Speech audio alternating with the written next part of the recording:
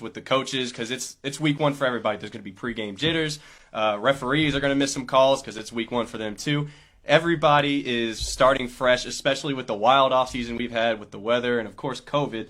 But like I said, fresh start. Can't wait to see what happens. Well, I'm right there with you, and if it's something that I've seen from the Riverhawks this year so far, they've been practicing over the weekends in great weather-like conditions. You would certainly hope that those transfer over to the schedule, and now might be a good time for us to yet again give you the schedule for the 2021 season in the Riverhawks campaign and quest to a championship. Obviously, all games are slated for a 2 o'clock start. They will be right here on the Riverhawks Media Network with myself and Jake giving you the call.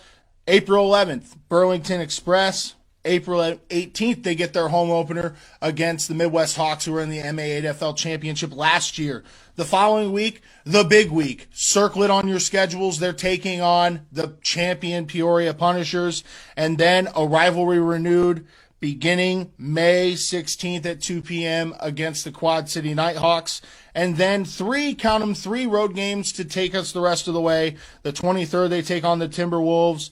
The 30th, they got the Central State Savages in Springfield. And then June 13th, they finish off the 2021 campaign, hopefully with a top seed, hopefully heading into the playoffs against MST. I know we've talked about this over the last couple of shows, but I got to tell you, that April 25th matchup against Peoria is the one that I'm really chomping at the bit, along with the May 16th game against the Quad City Nighthawks. I'm just ready to call some football. I don't know about you. Oh, absolutely. I mean, I'm just super. I haven't had the chance to officially get to see this league, and week one action just can't come soon enough. We've been talking about that for the last 2 or 3 podcasts, so I'm just really excited to get out there. I'm especially excited to see this rivalry game coming up with the Midwest Hawks, because I got a chance to really research that rivalry, and I can't wait to see that game because rivalry games are honestly the most fun to watch. Well, every game, I'll tell you, in the MAAFL is super fun to watch, and we're excited to bring you those here on the Riverhawks Media Network. And I can tell you this, I've been a coach in this league. I've seen what it takes to put a championship team together, what it takes to go deep into the postseason, and you have to know that Eric Johnson and the Riverhawks coaching staff is doing everything possible over these weekends with great weather to do everything possible to bring a good game plan, bring a good scheme, and bring talented players onto this roster, 2 of which we're going to talk to you guys here in just a few short minutes. One thing that I want to focus on, and maybe this is something that you caught in the podcast with offensive coordinator Martin Barnhart and special teams coordinator Alan O'Toole. You can just see the fire that they're bringing to their, not only the staff, but to the team as well, and something that I wanted to focus on. Do you see that in them? Because I certainly do. Oh, absolutely. I mean, they were. You could tell they are ready for this season to start. They're just, I think they're growing a little, impatient with okay, let's get this going. So you like to see that in your coaching staff, but also I had the chance to go watch them at practice, and those coaches were so involved, so ready, and so were the players. And you really like to see that from a spectator point of view, because you know that come kickoff on April 11th, they're going to be fired up, and they're going to be laying down some hard hits, and hopefully we're going to see some fireworks. And obviously we're here week one, getting ready against to take on our upcoming opponent, Burlington. There's obviously a quarterback, not controversy, a quarterback battle, going on. What are you looking for in these 2 quarterbacks? Do you think that they're going to, maybe get both some repetitions? Do you think one's going to go ahead of the other? Is it more advantageous, do you think, to have both of them in the lineup and to get some different looks? In my opinion, you got a lefty and a righty. Obviously, there's no film week one, something to keep in mind, and I would be interested to see if maybe both guys get reps, maybe both guys get some looks against a Burlington team that's a building program, a team that won some games last year and is hungry to get some this year. Well, if I'm Zach Taylor and Kyle Franklin, what I'm looking to do is just be prepared. Whoever comes out there first, he's going to have the duty of the on-field general for that first drive. That's going to set the tone for not just this game, the entire season. So that's a big responsibility to have. However, no matter who comes out, the next man up has to be prepared. You never know what's going to happen. God forbid there's an injury. God forbid, it's just You start out with a rough connection with your receivers. Nothing seems to click. The next man just has to be ready to go, and all the rest of the team has to be ready for that adjustment as well. Not just both quarterbacks, but either way, I think they're going to be fine. Both of them are getting reps in practice. Whoever needs to be out there will be out there ready to go. Yeah, I absolutely agree. And you talked about it. Injuries. I mean, a lot of these guys are, not necessarily old. I don't want to put that mark on them, but you're not in high school. You might not necessarily be in college. You're in the mid to late 20s, maybe early 30s. Taking care of your bodies during a long season will be important as well, and something to watch out for. Here's one more question that I wanted to ask you, Jake, before we cut to commercial and thank our sponsors. And really, this is not necessarily a hard way for me to put it, but I just want to frame it in the right mindset. What do you think is going to be the key to the Riverhawks making a deep championship run? We saw them last year get just close there against Peoria in the semifinals to get to the championship game. This is a team that 2 years ago hoisted the crown as the 2018 MAAFL champions. What's it going to take for this team to put that next best foot forward and to raise that trophy there in July? Well, honestly, this could go for any sports team out there. Discipline.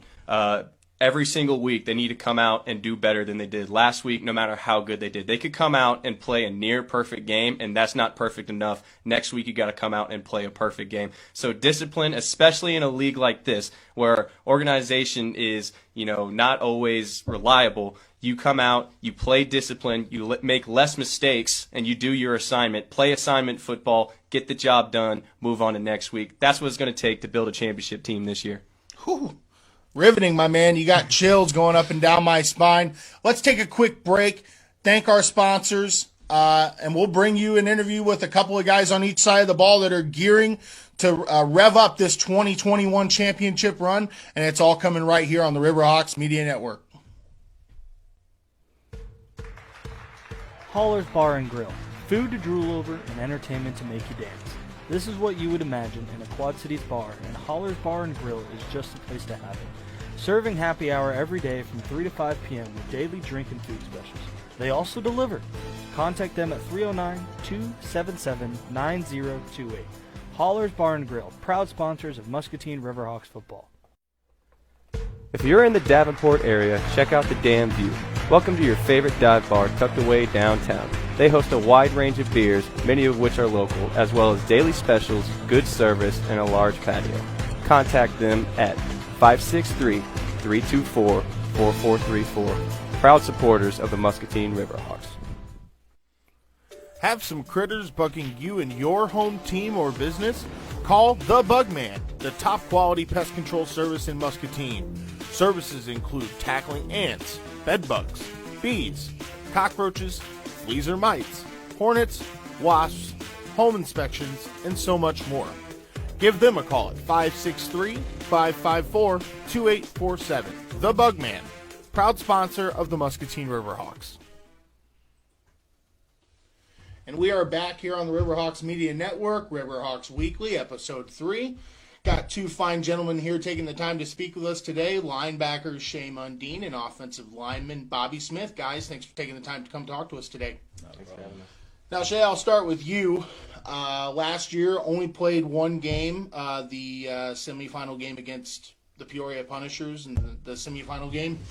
Due to your deployment in South Korea, how does it feel to be back? Are you excited to be back in that Riverhawks gold, and you ready to go? Yeah, definitely. That year off, I still kept in contact, so I was able to keep track of the team a little bit, and then able to play in the playoffs, and now getting into a full season with a full off season, ready to rock and roll. Now, were you able to, anyone shooting live videos for you to keep in track of the games, or just getting score updates from Sam and Kyle, or how did that go? Sometimes I'd actually FaceTime either Eric or Sam and I would talk to Tyler while watching the game and stuff like that, just so I can still be part of the team. Yeah. Coaching guys up from the other side of the world, giving them pointers, making sure they know what they got to do. Yes, sir. Right on you. All right, Bobby, we'll take this one to you, a man with a lot of experience in this league. So we'll go ahead and start with this one. So 7 years in the league, correct? Correct. All right, so since you're so experienced, what do you do to fire up your front line and your team? What is your secret there?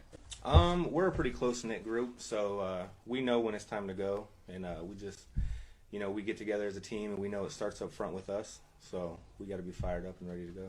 Awesome. A lot of leadership is the big part, of course, for this team, especially in this league. This team's just lucky to have somebody like you that knows the ropes of this league for sure.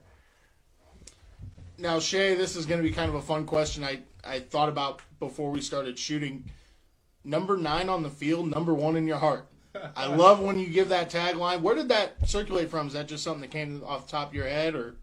Kind of, but there was the movie with The Rock back in the day. I can't think of the name of the movie, but he would say number 1 on the field, number 1 in your heart. I kind of stole it, so it's mine now. I mean, hey, anything to not only pump your guys up, but kind of get under the skin on the guys on the other side of the ball, right? Just a little bit. Got to do what you got to do. Got to get them mind games going. Sure. Another question I got for you. Obviously, you were a part of the championship team from a few years back. We've made close strides getting there, or close to getting there. What's it going to take this year to get you guys back playing that final game in July? Again, team over self. That's really what it comes down to. Everybody has to buy into the system, understand that there's 7 other players on the field, and we can all get the job done at one time. Sure, absolutely. And, we're looking forward to calling it. I know being a former defensive coach on this staff, it's asked that you give everything you got, every snap, every play. So we're looking forward to seeing that. Bobby, busy fall camp or spring camp, I guess, for you. Yeah. So let's talk about this first. You're transitioning from guard to center, where I guess if you're not somebody who's familiar with the game, is 2 completely different positions on the offensive line. How have you adjusted to going from, I guess, more of an edge setter to the man who starts the play? At the beginning of last offseason, I got with Eric and told him I wanted to make the change. So he gave me the green light, so I started working on that. We got the luxury of working with Greg Ford down at Badlands Athletics, and he's been helping get me right. I got the blocking down. It's just the snapping. I've never snapped before in my life. So we've been working pretty hard on that, and I really like being the center and being able to take charge and have that leader role. Mm-hmm. That's good. Good. So I guess my next question, I guess everybody else is wondering this, is how are you adjusting to this QB battle? You're working with 2 QBs right now. Yes. How is that going with both of them? Honestly, it hasn't been that bad so far. We have one that's more outspoken than the other, so working with him and then working with a lefty. They're both great kids. They're both good quarterbacks. So far, so good with them. Well, we got the chance to talk to them last week. They're also very excited for what this offense has to offer, and I think we all are very excited to see how this offense plays out come week 1. My partner in crime makes a good segue to my next question for you. Obviously, 2 quarterbacks last year, Tyler Newsome, Nate Rudsell. This year, Zach Taylor, Kyle Franklin. What's it like for the defense to prepare against a lefty and righty quarterback, and then to kind of follow up with that? I mean, you got to feel like you're making them better each and every practice going up against this good defense, right? Well, during practice, this is going to be the best defense they're going to face all season, I'll just be honest with you, because that's how confident I am in our team. But also, just different play styles. We're going to face righty quarterbacks and lefty quarterbacks, so we have to adjust to different things, their speed, their body size, and the way that the ball spins. It's all different. But making them better is what we need to do. Absolutely. And then my next question for you, this is your 5th year in the MAAFL.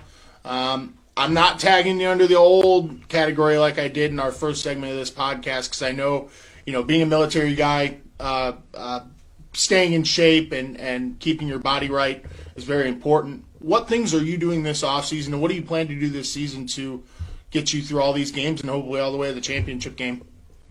Bigger, faster, stronger. So I'm maintaining the gym, keep my cardio up, and hopefully my teammates are doing the same thing. Absolutely. Well, kind of feeding off of that question for you, Bobby, a man in the trenches, that's the nastiest part of the field.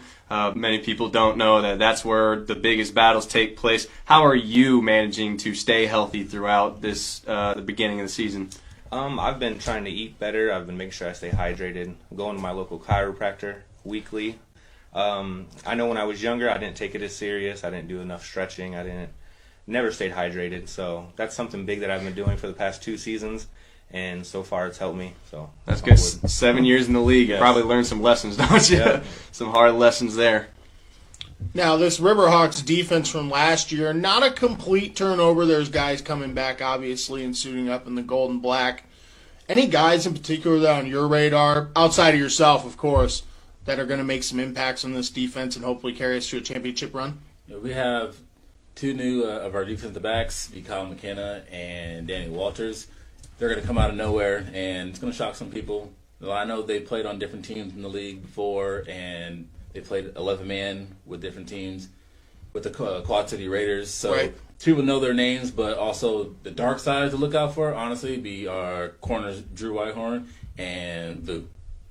Yeah, I'm looking forward to it. And then my last question for you, Shay, is any personal goals for this 2021 season? I know you said team over self, but obviously padding your own stats can be worthwhile sometimes, right? I'm not worried about stats. Not worried? The only stat I'm worried about is a W, to be honest with you. I like that. Yeah, you like to hear the leadership, a lot of leadership at this table.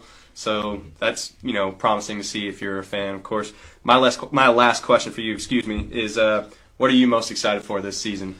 Is there a specific game that stands out on the schedule, or is there a specific team you're just ready to, I'm just ready for the first game. I'm ready to go against someone in a different uniform. There's no specific team that comes to mind that I'm worried about. So I'm ready to get out there with my brothers and go to war with them. So Burlington Express right now. That's the game Yep, you're most that's excited. the And first after game. that, That's what then we're worried about the first. next one you're going to be excited for is week 2, and whoever's after Exactly. that. You kind of like to hear that from everybody on the squad. Of course, you're just anxious to hit somebody in a different color jersey after camp. You're just tired of playing against one another. I definitely remember that from my playing days. So we're excited to see y'all get that frustration out. Lay some boom on some other people. Well, we're looking forward to calling it. So, Shay and Bobby, thank you so much for taking the time to come speak with us today. Greatly appreciated. Good luck this season, and go Riverhawks, guys. Appreciate it. Thank you. All right, we'll be right back after these messages here on the Riverhawks Media Network. Looking to level up your game this offseason, or take care of your body mid-season for that late-season playoff push? Then Badlands Fitness is the place for you. Badlands Fitness is the Quad Cities' choice for elite athletic training for athletes of all ages, all sports, and levels. Contact them at 309-617-6416. Badlands Fitness, proud sponsors of Muscatine Riverhawks football. Nutrition Outlet. If you are looking to maintain your health or get back in shape, Nutrition Outlet provides a wide variety of products and services, including biometric scanning, organic salon, detox sessions, emotional balancing, and natural health assessments. Contact them at 563-264-8124. Nutrition Outlet, proud sponsors of Muscatine Riverhawks football. We are back here on the Riverhawks Media Network. Tyler Bean, Jake Landry. Jake, man, I tell you, it was great having Bobby Smith and Shay Mundine here in the studio to talk a little bit about this upcoming season. A couple of leaders that will carry this team hopefully to a championship here in July. Final thoughts on those two and maybe just the season in general. Well, like you said, it's good to see that they have that leadership down on the front line and on the defense. Between all the interviews we've done between the quarterbacks and those two guys and the coaching staff, it's very comforting to see that they're ready to go. They got leadership on and off the field, and just it seems like everybody is going to be prepared come kickoff, and it's just going to be a fun spectacle to watch this season. Yeah, absolutely. We talked about it earlier in the show. Practice is well underway here on the weekends for the Riverhawks, and the weather has been accommodating and great for Eric Johnson and company. And just something I want to point into, especially on the defensive side of the ball. I've coached Shay Mundine. I know the player he is. I know the man he is. The team over self aspect, he is going to hammer home to not just the defensive unit, but the team as a whole. And make no mistake about it, the Riverhawks have had a good portion of turnover both on the offensive and defensive side of the ball. We've talked about it in previous shows. This team, all gas, no brakes. Not one thing, not one change on this team is going to slow them down. And it's something to look forward to this season. It's something to look forward to all season here on the Riverhawks Media Network as we bring every single game on the schedule to you. And let's go over that just one more time. Obviously, week 1 this week, the Riverhawks on the road in Burlington to open up the 2021 campaign. At home for 3 straight weeks on the 18th of April against the Midwest Hawks, taking on the defending champion Peoria Punishers on the 25th. a rivalry renewed. I'm going to keep saying that and hammering it home on the 16th of May, taking on the Quad City Nighthawks. And then the final 3 games of the year, all on the road. At the Timberwolves, at the Savages, at the Thunderbirds to finish it off, and hopefully the start there on June 13th of a long playoff championship run. I cannot wait to get it started. But to end this show, you got to look 1 week at a time. Let's quickly preview Week 1, Riverhawks Express in Burlington. Any thoughts you got? Well, obviously we discussed this off camera, but it's Burlington, respectable opponent, rebuilding, looking to make a name for themselves. Here's a good thing about Week 1 for every team in this league. It's a clean slate. This is your chance to start something new, to start something great. Really doesn't matter if you're a Riverhawk or you're the Express or whoever. Both teams are looking to make a big statement here. And Week 1 is always that opportunity to set the tone for your team, start out strong, and just really it's going to come down to who makes the least amount of mistakes, who is the better prepared team, and we will get to see that come Week 1 all around the league, but I'm excited to see it out in Burlington come April 11th. Well, that makes 2 of us, and one thing I want to note with the Burlington Express, I've coached against a lot of these guys, I've coached with a lot of these guys. Make no mistake about it, this is not a rebuilding program. This is a program that's looking to make a name for themselves Week 1. They will come ready, they will come hungry, they will come fierce, and that's just the first of what will be many challenges for Eric Johnson and the rest of this Riverhawks team to put a complete game together. One thing the Riverhawks will have going for them is that it's an April game and not a February game of what we experienced a couple of years ago. I was a coach on that staff. Very cold, wet, muddy type of atmosphere that, gave Burlington a little bit of the advantage early on. Fingers crossed, hopefully we're not in those elements Week 1. But nevertheless, it's going to be a great challenge and a great game between 2 fierce teams that are looking to go 1-0.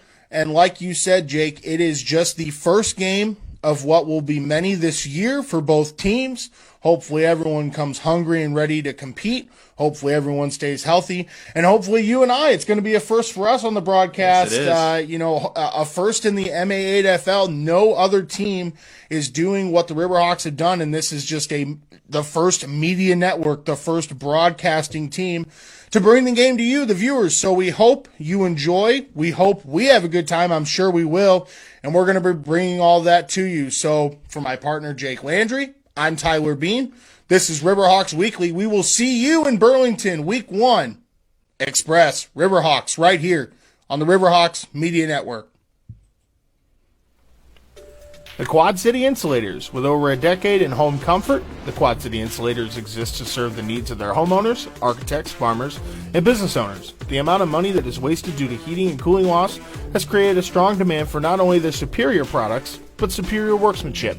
They can be contacted at 309-373-0505 and are proud sponsors of the Muscatine River. All-American Diner, the leading restaurant serving Muscatine County and surrounding areas since 2020, serving breakfast all day as well as lunch and dinner. They offer a fish fry every Friday and a buffet on the weekends. For your next meal, visit All-American Diner in Muscatine or call for more information at 563-263-2224. All-American Diner, proud sponsors of Muscatine Riverhawks football. To keep up with everything Muscatine Riverhawks, follow us on all social media platforms to see everything behind the scenes, weekly podcasts, and of course our live streams of games every Sunday. You can follow us on Facebook at Muscatine Riverhawks Media Network, on Instagram at Muscatine Riverhawks, Twitter at Riverhawks_MN. You can follow us on YouTube at Muscatine Riverhawks Media Network, and then you can follow us on Snapchat at Riverhawks 2017. This is the portion of our broadcast where you can see your ad in our next upcoming podcast or live stream game. The Muscatine Riverhawks provide a wide variety of sponsorship packages to cater the needs of your business. More information on these packages can be provided to you from Kyle Bass or Eric Johnson, and their contact information is 563-299-8300. or 309-721-5560. We look forward to your support this season, and as always, go Riverhawks. If you are looking for signs for your team or business, look no further than High Tech Signs and Apparel, a state-of-the-art full-service sign shop. And from the clean and modern off-light shop to the latest technology in designing and producing signs, High Tech Signs has a sales staff of over 25 years' experience to cater your every need. Services include large format digital printing, interior signage, exterior signage, vehicle solutions, and apparel. When it comes to solving the sign problems, the solution is High Tech Signs and Apparel. Located at 3359 Middle Road, Suite 2 in Bettendorf, you can call them with any of your questions at 563-449-9400. High Tech Signs and Apparel, proud sponsors of Muscatine Riverhawks football. The Riverhawks Media Network is looking forward to bringing you, the fans, nonstop football action here this 2021 season. But we are also excited to bring you a way to get involved in the action and support a great cause all season long. The Muscatine Riverhawks, in partnership with the Riverhawks Media Network, are proud to bring the season-long donations with our partners of the Ronald McDonald House Charities of Eastern Iowa and Western Illinois.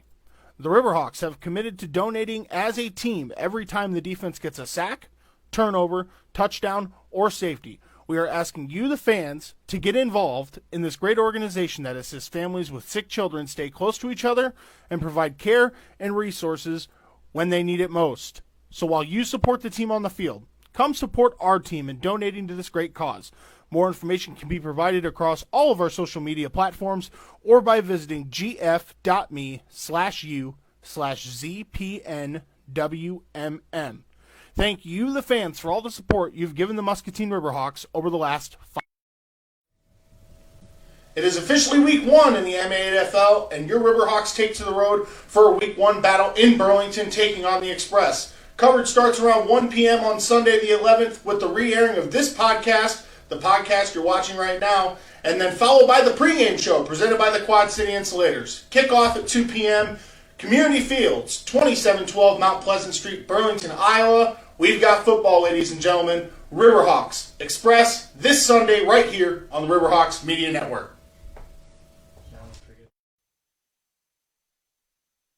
Good afternoon, everyone. Welcome to Week 1 of the Mid-American 8-Man Football League. We are here at Community Fields in Burlington for this Week 1 matchup between your Muscatine Riverhawks and the Burlington Express. Tyler Bean in the broadcast tent alongside my partner, Jake Landry. Jake, we're finally here. Talk is over. Podcasts are over. We're here for Week 1 football. Oh, I'm super excited. I mean, the weather conditions are a little chilly, but hey, it's football weather. I can't wait to watch, man. Hey, I can't wait either. And I guess that heads into my first question for you. Obviously, it being the first official game on the Riverhawks Media Network. Coming here, it was a little rainy there on 34. We got here. The rain kind of stopped, but the winds picked up considerably. What's the field conditions going to look like today? Well, I went and walked the field just a little bit before the game, and, you know, it's not too bad. It's not terrible. By kickoff, it's going to be okay. Now we're just going to have to see how both teams are going to adapt to the field getting definitely torn up. Definitely in the second half is going to play a factor, be a little bit more muddy, less grip on the cleats. Well, I tell you what, I bought a new pair of shoes today, and those are probably already spent. Going to have to go hose those down in the driveway when I get home. My next question here, Burlington, from the quotes I got from them this week from Mark Peters and Jaden Poole and the rest of their team, they're playing the upset card today, make no mistake about it. This is a team that's been rebuilding. They were in the playoffs last year, their first ever playoff game in team history. They're on a mission today to play the upset role against our Riverhawks. Give us some insight on that. Well, I mean, obviously, Week 1, fresh start for everybody, so they are definitely looking to make a statement with this game, especially playing a team the caliber of the Riverhawks. They want to come out, and they definitely want to put some points on the board, show the rest of the league that they are here, and they mean business, but they got to go through the Riverhawks first. Absolutely, and, you know, it's going to be like that every single week. This league every year continues to get competitive. New teams come out, players of old become players of new, go to different organizations. Guess that leads me into my next question. What are some players that you're looking at today on the Riverhawks and the Express to make an impact on today's game? Well, first off, we're going to have to look at Laji Diallo at running back. Since the conditions today are a little muggy and a little windy, you can't really rely too much on the passing game because it's going to be very unsure. So Laji Diallo is going to have to take a lot of that on his back. He's going to have to carry the team. Also, of course, you're going to say his name a lot today, Raekwon Jefferson. That man, he's playing both ways today, so we'll see if he's able to keep up. But on that defensive line, I'm expecting a lot of pressure in that backfield. And we finally have word, Kyle Franklin starting at QB. That's the big man's job. What he's going to have to do is that first drive. He comes into the game, he sets the tone on that offense, gets that first drive going, puts some points on the board, and keep it rolling. On Burlington's side, we have Jaden Poole at linebacker. We could expect to see him make some plays on the defense. Also at linebacker, Josh Davis. Keep an eye on him. He might be a little disruptive. And then Keontae Pittman playing wide receiver, quarterback, a little dual threat hybrid. Maybe see some Wildcat out there. We don't know yet, but I can't wait to see it. It's going to be a good matchup. It'll be interesting to see what the Express bring to the table against this Riverhawks team. Like we've mentioned in previous podcasts, no Tyler Newsome, Kyle Franklin coming in and playing that role. We're going to see a lot of new faces today on a new network, the Riverhawks Media Network. And then my final question for you before we get to kickoff, because I know you, the people at home, have looked forward to this all week just like we have.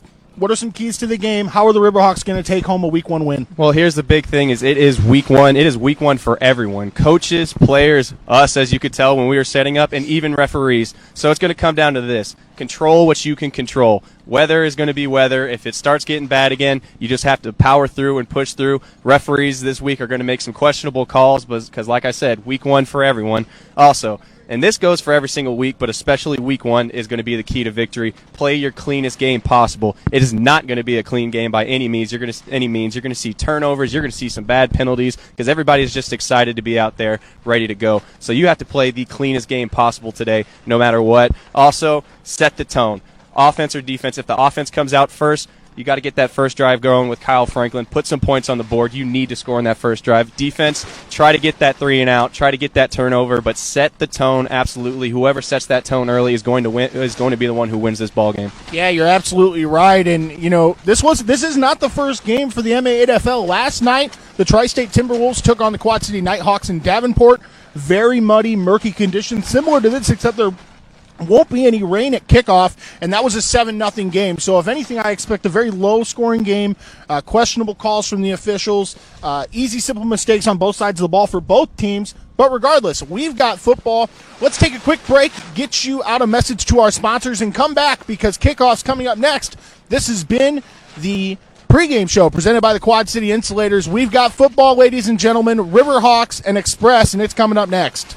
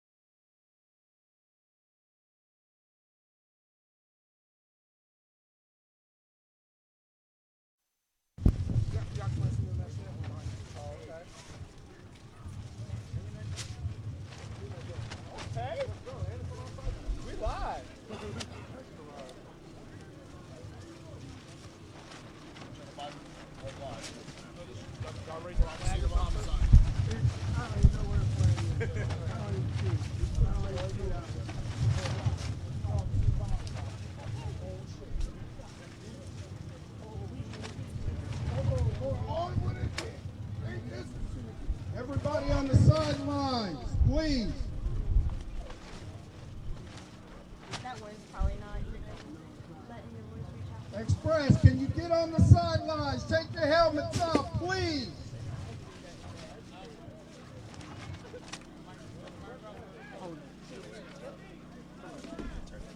Come on!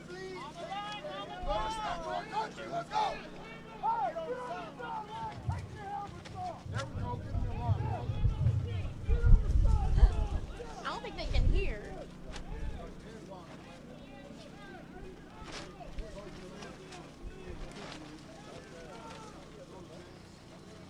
The little girl name was what? Rieja what? Rieja Terrell. Terrell?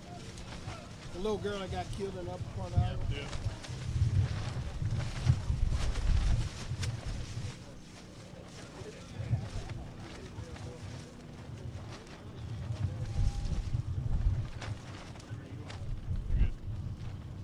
I would like to welcome everybody to the Burlington Express Muscatine Riverhawks game to start the season. First and foremost, I would like to have a moment of silence for Rieja Terrell and everyone that has lost their lives to COVID.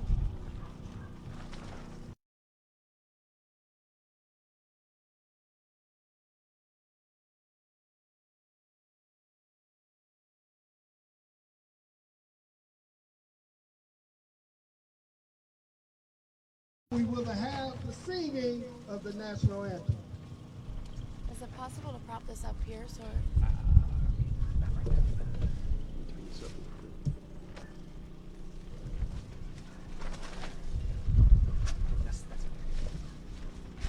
Yeah, you're gonna get much out of that.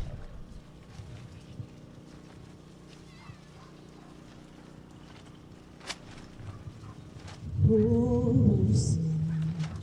can you see by the dawn's early light what so proudly we hailed at the twilight's last gleaming,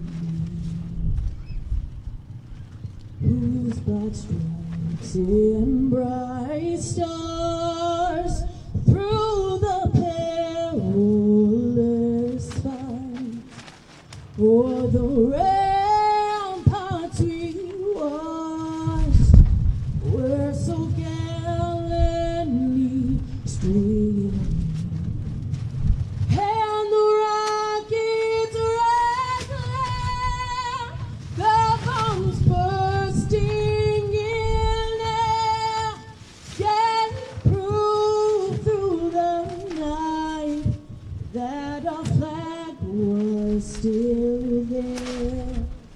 Oh, say does that star-spangled banner yet wave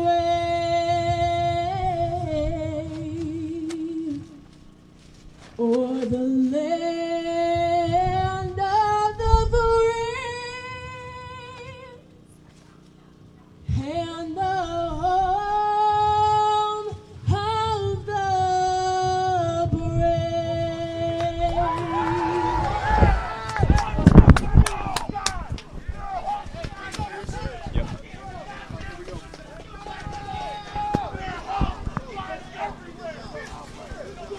And Muscatine Riverhawks football is on the air live from Community Fields in Burlington, Iowa.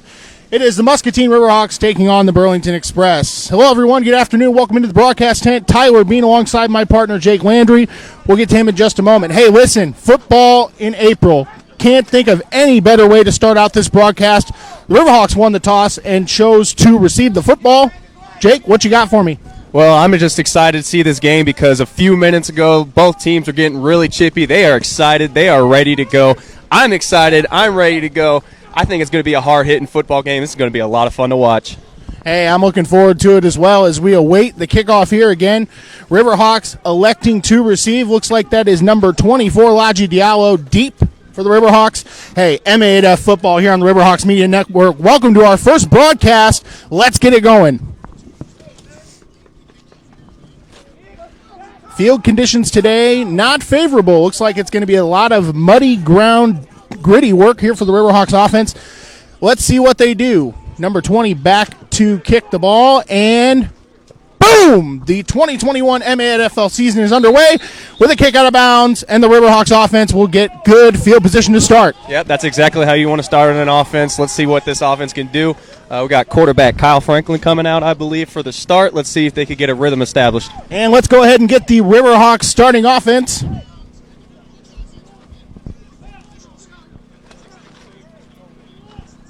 Looks like it's going to be Smith, Jefferson, Bond, Bourgeois for the linemen. Franklin under center, Greer, Diallo the backs, Draymire the tight end, Kelvin Thomas, Zach Minch, Matt Edwards, and Paris Taylor round out the offense. First down.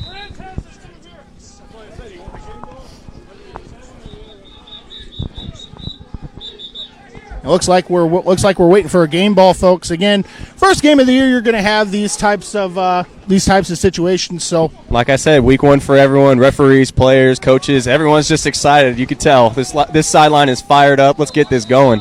All right, here we go. First down and 10. Franklin deep, no back.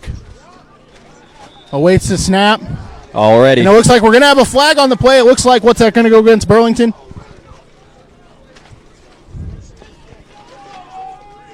There was a flag. We'll see what they say. Yep, and the Riverhawks are going to get 5 free yards out of this. Good start to the offense, don't you think, partner? That's about as good as it can get right there.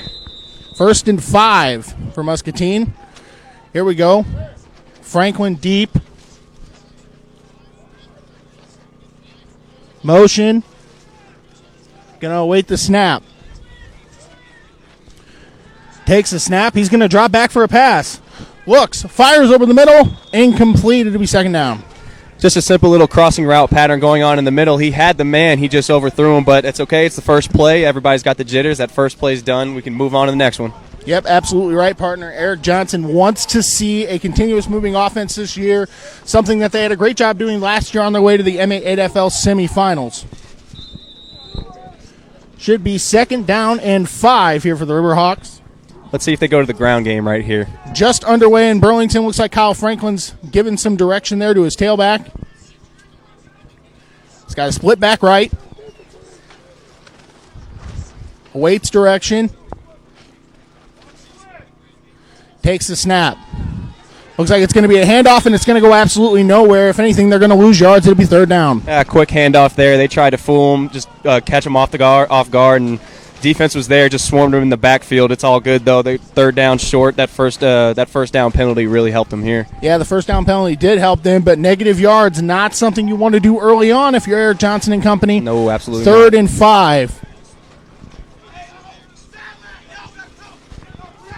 And you can hear here on the sideline, it looks like that's Javon Maynard trying to pump his sideline up. Absolutely. Before the game, you could see the Riverhawks were fired up. They were ready to go. I would be very surprised if they don't come out fast on this defensive drive if they can't convert here. Well, I tell you what, I've coached Vu. A lot of his teammates know him as Vu, and that's just the type of player he is. Here we go, third down and 5. Riverhawks looking to pick up a first down here for the first time this year. Looks like we've got dual receivers to the left, single back.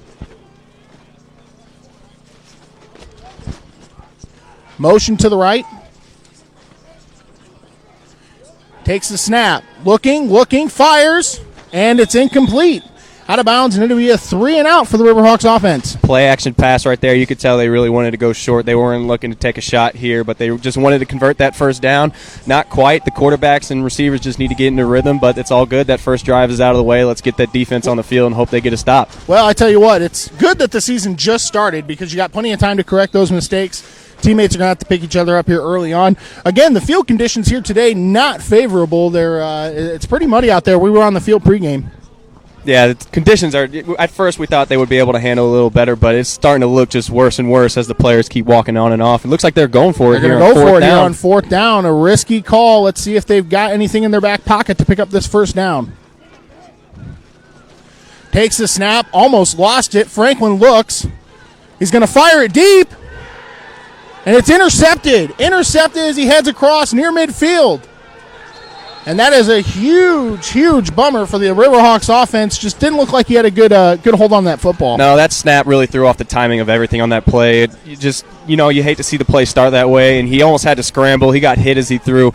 He needs to sometimes just learn that if you get hit like that, just go down and don't throw that ball. It was a little loose, a little wild ball. You really don't want that in the air. But fourth down, you can take a shot, go for it. I kind of like what he was trying to do. I understand quarterback was trying to make the play, but next time you learn, offense could come out next, ready to go, talk to their coaches, and now let's see the defense get a stop here. Yep, the Riverhawks defense coming out, one of the top defenses last year in the respective MAFL group. They're going to be looking to do the same thing this year, led by veteran Shea Mundine, Logan Larson-Smith, Devin Davis, to name a few. Javon Maynard also, Josh Wilson back deep at free safety. Let's see what the Riverhawks defense has here on 1st down and 10 for Burlington. Looks like that's Marbury, number 1, the quarterback. Split back to the right. Single back deep. Takes the snap. Hands the ball off.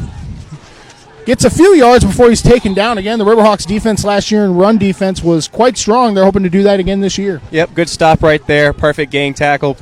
Nothing special there. Just getting in the hole and filling their gap and making the tackle. Yep, and again, I got to tell you, folks, we don't have the most favorable position here for our first game of the year. We're working to get out those kinks, but just bear with us if we don't call names and numbers correctly. We are trying, and this is our first time, so we appreciate you joining us here on the Riverhawks Media Network. Second down and about 9, I would say. It looks like that's what we've got on the overlay here as the Burlington offense comes out. Looks like they're going to go dual backs, one to the left, one deep. Riverhawks defense making adjustments, bumping things down here on a 2nd down and 9. Marbury takes the snap. Looks like he's going to pitch it outside. Does he got much room? He's going to get just to the sideline, maybe a gain of a couple as a big tackle by the Riverhawks defense. I'm kind of surprised to see – I'm not surprised to see them running the ball so much. Of course, Eric Johnson, I talked to him earlier in the week, and he said he planned on doing something that 8-man football isn't really known for, and that's running a zone coverage. He was saying he wanted to run a lot of cover 1 or a lot of cover 3. Can't really run cover 4 with the personnel. But he's going to have to adjust this game because there's not going to be many balls flying through the air, so he's going to definitely need to run something. I tell you this, partner, we can look directly at the refs here on this sideline. They are giving Burlington the 1st down. Hard to tell from this side of the field, but maybe he pushed through. It was a huge hit at the end of the play. Maybe it knocked him forward a few yards. But yeah, it's 1st down and 10 for Burlington. The offense driving here just about midfield. We're just underway here from Burlington as Marbury's deep. Offensive line looking to make adjustments here. Single back to the right. Looks like he's got a towel issue. And they're going to call a timeout. Yeah, it looks like that football is muddy there. I'm not sure if that's an official's timeout or a team timeout. Well, that's just something you got to expect in these conditions. It's going to come down to, like I said in the pregame show, who's going to make the least amount of mistakes. This weather and all the mud and all that terrible field conditions, that's just adding on to who's going to respond the best to all the elements. Yeah, my guess is the players didn't go to the sideline, so this is going to be an official's timeout to clean the ball. And I tell you what, for our folks watching at home, look at the field now and then tell me how it looks in the 4th quarter. I don't think it's going to look very good. No, it's going to look about really brown and really muddy. There is not going to be much grass left to play here. Well, I tell you what, partner, we had a game a couple years ago when I was coaching this Riverhawks team in Burlington, and by the time we left, I don't think that thing looked like a soccer field anymore. That was at the old YMCA. That's old school football, though. You love to see it's going to be some hard hitting. Everybody's going to come off that field dirty. All right, here we go. Fresh set of downs for Burlington, just underway here against the Express. The Riverhawks defense looking to make some noise. Well, waiting the snap is Marbury. He's going to take the snap, looks deep across the middle, and it's incomplete. They're going to call it an incomplete pass. Thought maybe just for a second it'd be a fumble. Well, he scrambled, rolled out to the right. It looks like it was a designed rollout, and they had him sitting down in the middle of the field. Hit him right in the chest. That should have been a catch on the receiver, but I guess he couldn't hold it on to it, and that's bring up 2nd down. It's going to be a 2nd down and 10. Again, we talked about this in the pregame show. What a big chance for Burlington here to score. Usually the team that scores first, you talked about setting control, setting the tone, something Burlington wants to do, and the Riverhawks defense trying to make a stop. Well, it doesn't help that the offense had a pretty slow start on that first drive, so the defense is trying to pick up that slack for that tone setting right there. But they're going to do just fine. They got a 2nd down here, big 2nd down, try to force a 3rd down. Yep, 2nd down, single back right. deep back behind Marbury as he's going to await the snap. Looks like they're going to motion the back to the left. And here we go. Oh, flag on the play. Somebody moved. Hey, mistakes this early on will kill you down the road. You just hope that Muscatine can keep off of that penalty sheet and let Burlington take all those. Especially in a league like this where there's probably going to be a lot of penalties just because, referees are probably going to be trigger happy with that flag. And also, of course, all players are here just to play the game. They're not here to technicalities are going to be a tough thing to look at for every player in the league. Loss of 5 yards. It's going to be 2nd down and 15 here. It looks like Burlington's a little out of sorts here early on. You just don't see a whole lot of flow and continuity. Something we're going to have to watch here is Marbury deep back, single back to the right. Riverhawks pressuring up front. Looks like they're going to take the blitz. Just to the outside. Marbury scrambling. Oh, and a big hit. Wow, what a big hit. Who was that?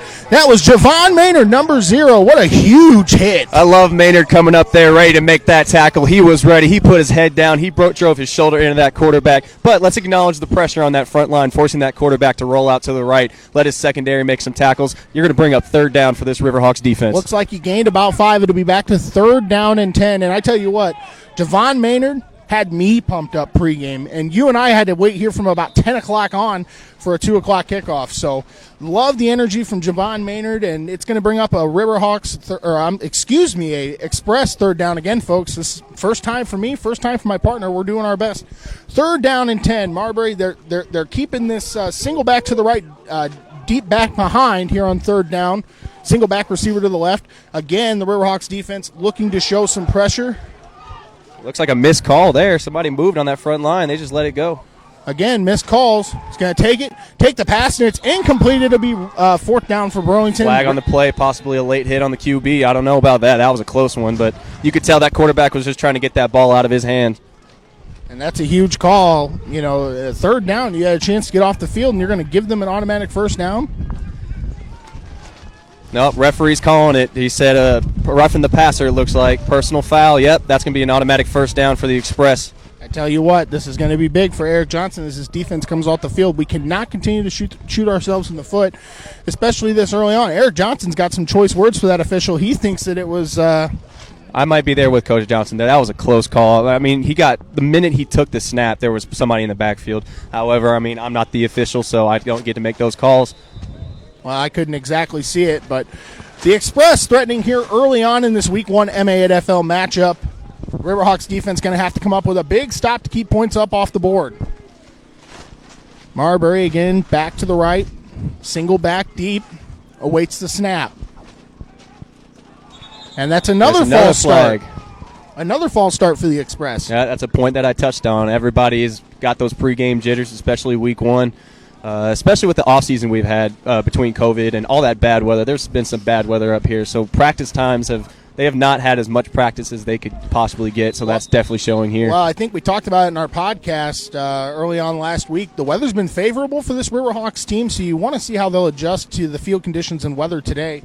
It's breezy, it's gusty here on a 1st down for Burlington. Should be 1st and 15. That was a loss of 5. And we've barely had a positive play on both sides of the ball here. Well, you hit it right on the head as Marbury takes the snap. He's going to hand the ball off. Lost the ball! Fumble. And that's going to be a Riverhawk football. There we go. Our first chance to tell you. Oh, well, hold on a second, folks. Oh, I guess Burlington got on top of the football. I can tell you, I could see it from here. Looked like there were a bunch of yellow jerseys around that football. Well, I couldn't really see it from here. It looked like there was a little pile up there. I guess he got his hands back on it. But expect to see a lot of that today, definitely. Ball security is going to be job security in this game. Clock continues to run here. 2nd down. Burlington's offense has had a chance to score and have squandered some chances here. A lot of penalties early on, something you touched about in the pregame show. I'm probably going to sound like a broken record there, partner. Well, if they're going to keep making mistakes like that, that's something we got to talk about. All right, here we go. 2nd down. Looks to be 2nd and long as the Express are threatening to score. Looks like a fullback to the left, single back deep. Looks to be a receiver to the right. And another penalty. I know we're seeing all these penalties. One thing I want to point out is that Burlington is loving this 21 personnel. They love running those the two running back formations. Interesting to see that they're not doing more with it. I guess it's hard to tell when they keep blowing dead ball every single time we have a play call, but I mean, let's just see if they continue with that 21 personnel. Yeah, and it looks like whoever's running the chains down there, I keep seeing them flip to 2 or 3, and the officials telling them to flip back. So more loss of yardage for Burlington here early on, first quarter, nothing ball game. The Riverhawks defense looking to make one less mistake than their opponent right now.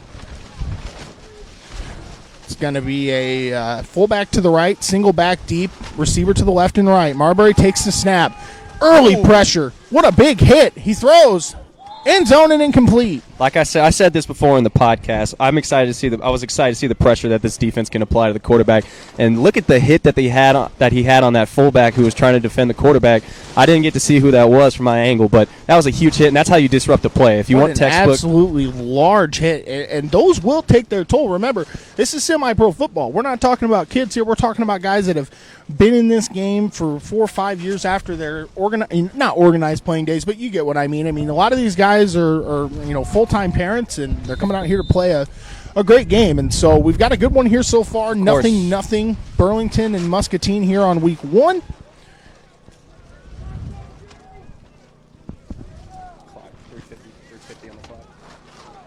Oh, 3 minutes and 50 seconds left here in the first quarter. My partner just pointed out a little scoreboard. I tell you what, I'm not what's the word I'm looking for? I can't really see very well. So if your eyesight's better than mine, be sure to point that out. I got you. I'll point that out for you. Marbury takes the snap, looks, fires to his left, and that is incomplete. It will be another 3 and out. Burlington got extra life there and wasn't able to do much. Well, that's Steve-O Jones that he just threw the ball to, but he was really lucky he didn't catch that because Danny Walters was looking to headhunt him on that catch. If he would have caught that, he probably would have had a shot to the ribs and could not have been pretty. Yep, 4th down here. Let's see what Burlington wants to do. Are they going to go for it deep here in Riverhawk territory? Oh, you'd be crazy not to if you didn't, if you're this deep in your territory. Yeah, you're absolutely right, partner. We just saw offensive coordinator Martin Barnhart come by with some fresh towels. They're going to need more of those. 4th down, they're going to go for it. Back to the right, single back deep. Marbury takes the snap, looks for his read.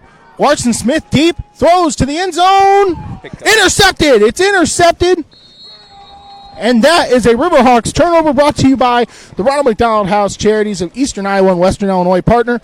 The Riverhawks organization is going to make a donation to that organization here after the turnover and the first one of the year. Well, what a good cause that organization is working for. But I just want to point out on that interception, that was a pressure interception. The defensive line and the linebackers got to the quarterback so quick. They forced a bad pass. Is easy pick right there.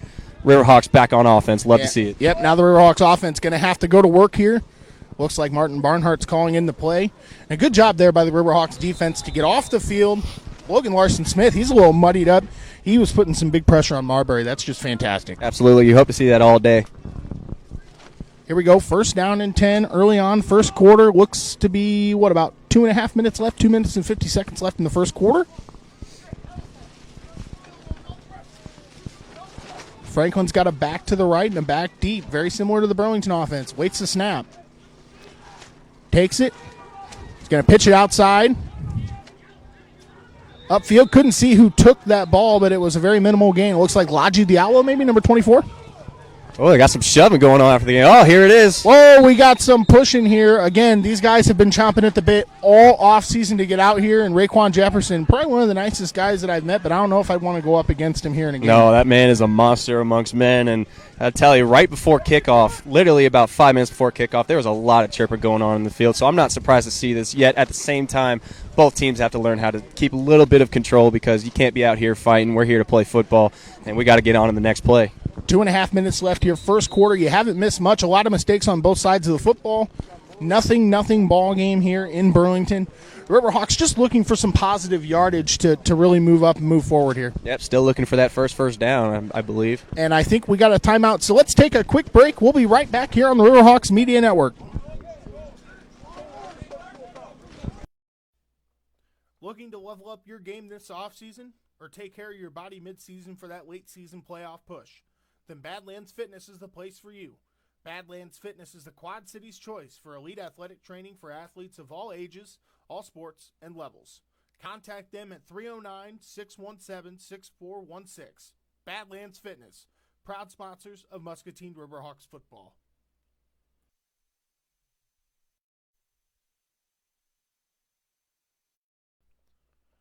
All-American Diner, the leading restaurant serving Muscatine, Muscatine County, and surrounding areas since 2020, serving breakfast all day as well as lunch and dinner.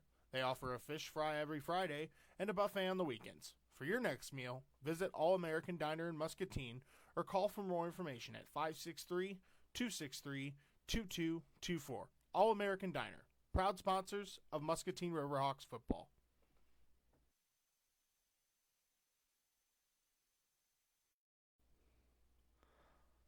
Holler's Bar and Grill. Food to drool over and entertainment to make you dance. This is what you would imagine in a Quad Cities bar, and Holler's Bar and Grill is just the place to have it. Serving happy hour every day from 3 to 5 p.m. with daily drink and food specials. They also deliver. Contact them at 309-277-9028. Holler's Bar and Grill, proud sponsors of Muscatine Riverhawks football. From maintaining that perfect smile to the most complex dental needs, Parkway View Family Dentistry is committed to providing you and your team with safe, gentle, and high-quality dental care. Sensitive to your needs, it is their goal to make you feel comfortable visiting their practice while providing the best possible care. Open 8 a.m. to 4 p.m. Monday through Friday. More information can be provided or schedule an appointment by calling 309-792-0513.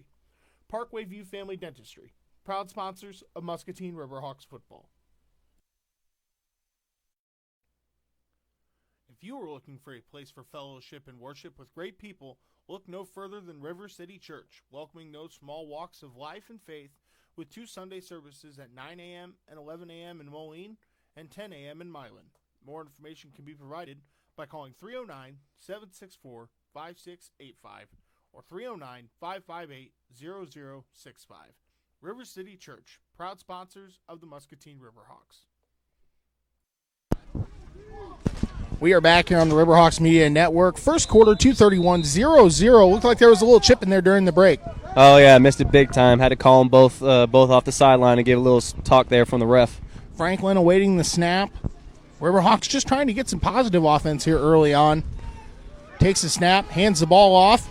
He's got room. Looks like we've got a flag down on the play, and it'll be about a gain of, 5 or 6 yards? Yeah, it's a pretty good gain there. It's a solid gain that would definitely be a good setup if the penalty doesn't stand. I'm not exactly sure what the flag was being thrown for. It was a big old pile in the middle. Yeah, I'm not sure either. And again, during the break, we were getting a lot of pushing and shoving. Sideline sort of cleared. We just want to make sure the game stays clean and fun for everybody.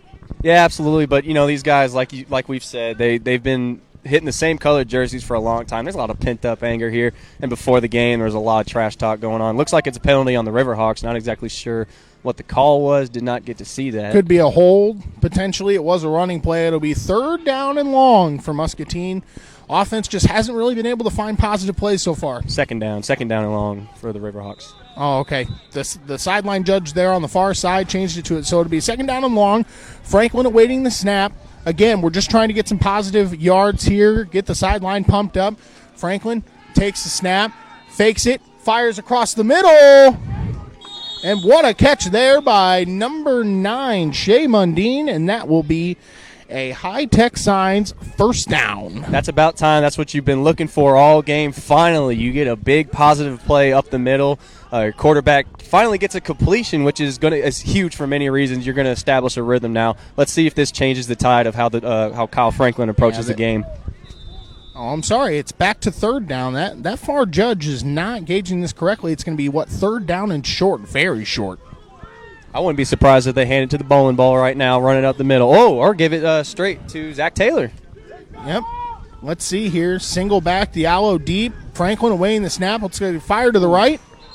And incomplete. It will be 4th down. Riverhawks going to go for it again here, boss? I don't see why you wouldn't. You might as well. I mean, Burlington's struggling to move the ball just as much as you are, so I would. But right there, you got to catch the ball if you're going to run a tunnel screen. That's always numero uno when you come to those play you calls. want to set the tone here early on, just under 2 minutes left in the first quarter. Hand it off to the man, push the line forward, and get a first down. That's exactly what I'm thinking, especially in these conditions. Put 2 hands on the ball, lower your shoulder, lower your head, and just fight for that first down. But we'll see what Coach Barnhart has Field going on here. conditions already getting turned up here in the first quarter. Franklin awaiting the snap on a 4th timeout down. on the field. And it looks like we're going to have a timeout. Burlington was not ready. I guess they had a personnel issue going on. They couldn't quite figure out where they wanted to line up. All right, let's take a quick break. We'll come back for a critical 4th down here in the first quarter. You're watching Riverhawks football here on the Riverhawks Media Network. Have some critters bugging you and your home team or business? Call The Bugman, the top quality pest control service in Muscatine.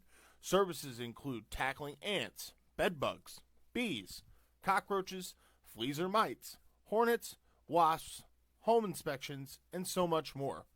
Give them a call at 563-554-2847. The Bugman, proud sponsor of the Muscatine Riverhawks. Nutrition Outlet. If you're looking to maintain your health or get back in shape, Nutrition Outlet provides a wide variety of products and services, including biometric scanning, organic salon, detox sessions, emotional balancing, and natural health assessments. Contact them at 563-264-8124. Nutrition Outlet, proud sponsors of Muscatine Riverhawks football. And welcome back here on the Riverhawks Media Network. Critical fourth down. Let's see what they've got up their sleeve. Franklin awaits the snap. It's going to motion from right to left, motion back.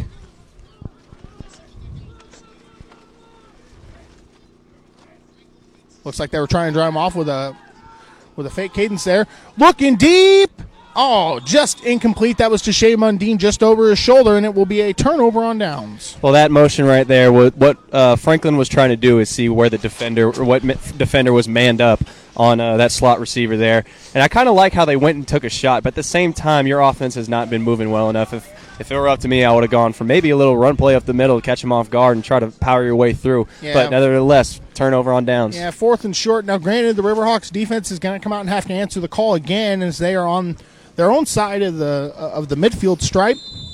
And it's going to be a first down and 10 for Burlington. Still a nothing score here, just under a minute left in the first quarter here on the Riverhawks Media Network. Let's see if they could, both teams could stop shooting themselves in the foot a little bit here, and let's see some good ball movement. Here we go. We got some clear sights here. Two receivers to the left, a fullback to the right, and a single back deep. Marbury waits the snap. He's going to hand the ball off, and he's going to run right into a Riverhawks defender, gain a nothing second down. I like that edge setting. Logan Larson-Smith right there. That was assignment football if you've ever seen it. His job was to set the edge, and he came out of nowhere to blow up the running back. Great play by Larson-Smith. Well, I tell you what, I've coached Logan Larson-Smith. He's an absolute fantastic athlete, huge piece to this Riverhawks defense. They were happy to have him back. A couple years ago, played in Peoria for a year, came back home to play with Coach Eric Johnson and company here in Muscatine. It'll be second down and long, running just under a minute here in the first quarter. Looks like they're going to go two receivers to the left, single back to the right, single back deep. Marbury awaits the snap. Pitch to the right, and he's absolutely stonewalled.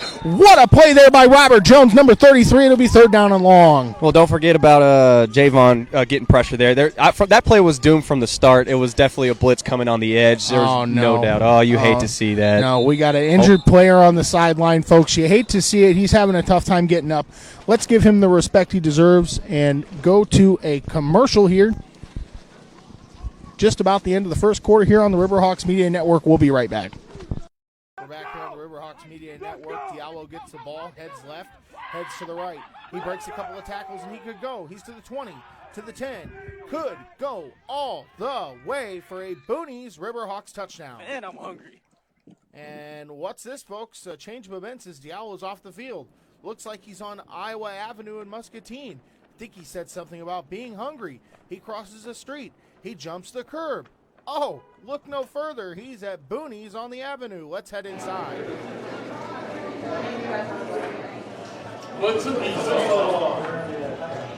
That is an MVP play, and you could be the MVP of your team at home by heading to Boonies on the Avenue in Muscatine. A family restaurant with over 27 big screen TVs, daily food and drink specials to cater the needs of any sports fan, from a rookie to a Hall of Famer. Looking for a night out or a place to watch the big game?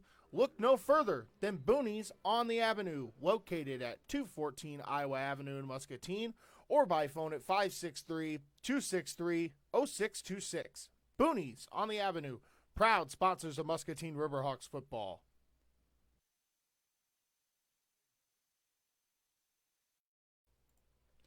If you are looking for signs for your team or business, look no further than High Tech Signs and Apparel, a state-of-the-art full-service sign shop. And from the clean and modern off-light shop to the latest technology in designing and producing signs, High Tech Signs has a sales staff of over 25 years experience to cater your every need.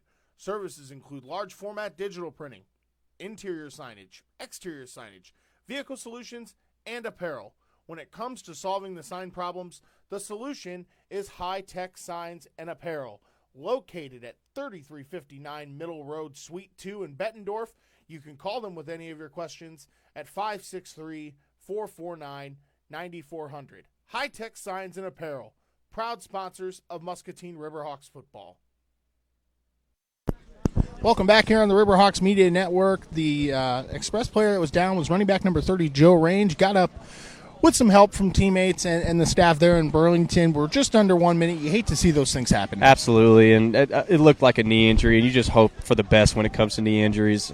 This game it's of course football is a rough game, but especially in this league where everybody's playing with such passion, such aggression, you kind of have to expect that to happen every once in a while, but you just really hate to see injuries like that. Yep, and that's going to run the clock out here on the first quarter. We head to the second quarter. We're going to keep it right here on the Riverhawks Media Network.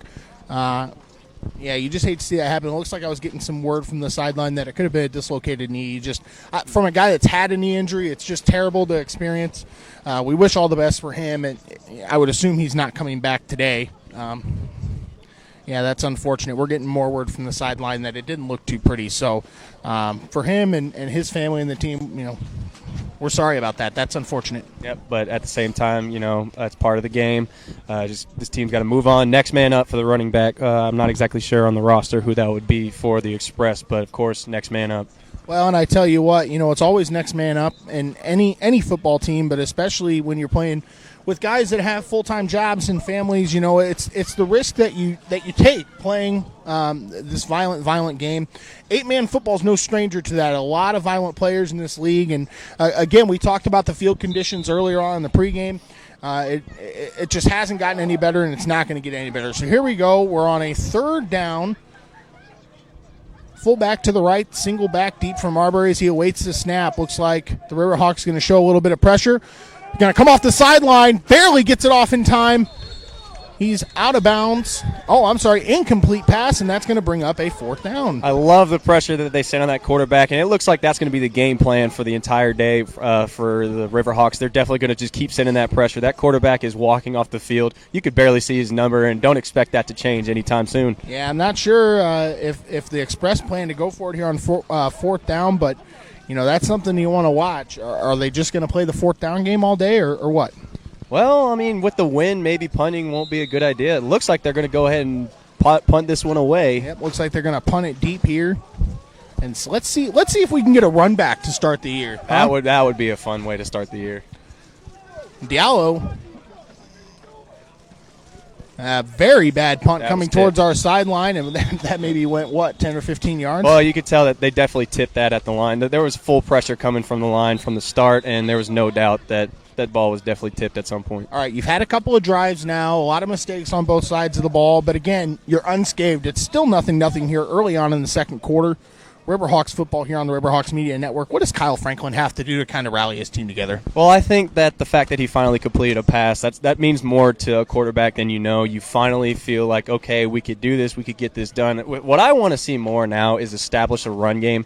There's neither run game or pass game has been established. If you establish that run game, you open up the pass game to make something happen. Looks like something going on the field. Must have been a flag on the play that's going to give Burlington another first down as the defense comes back onto the field.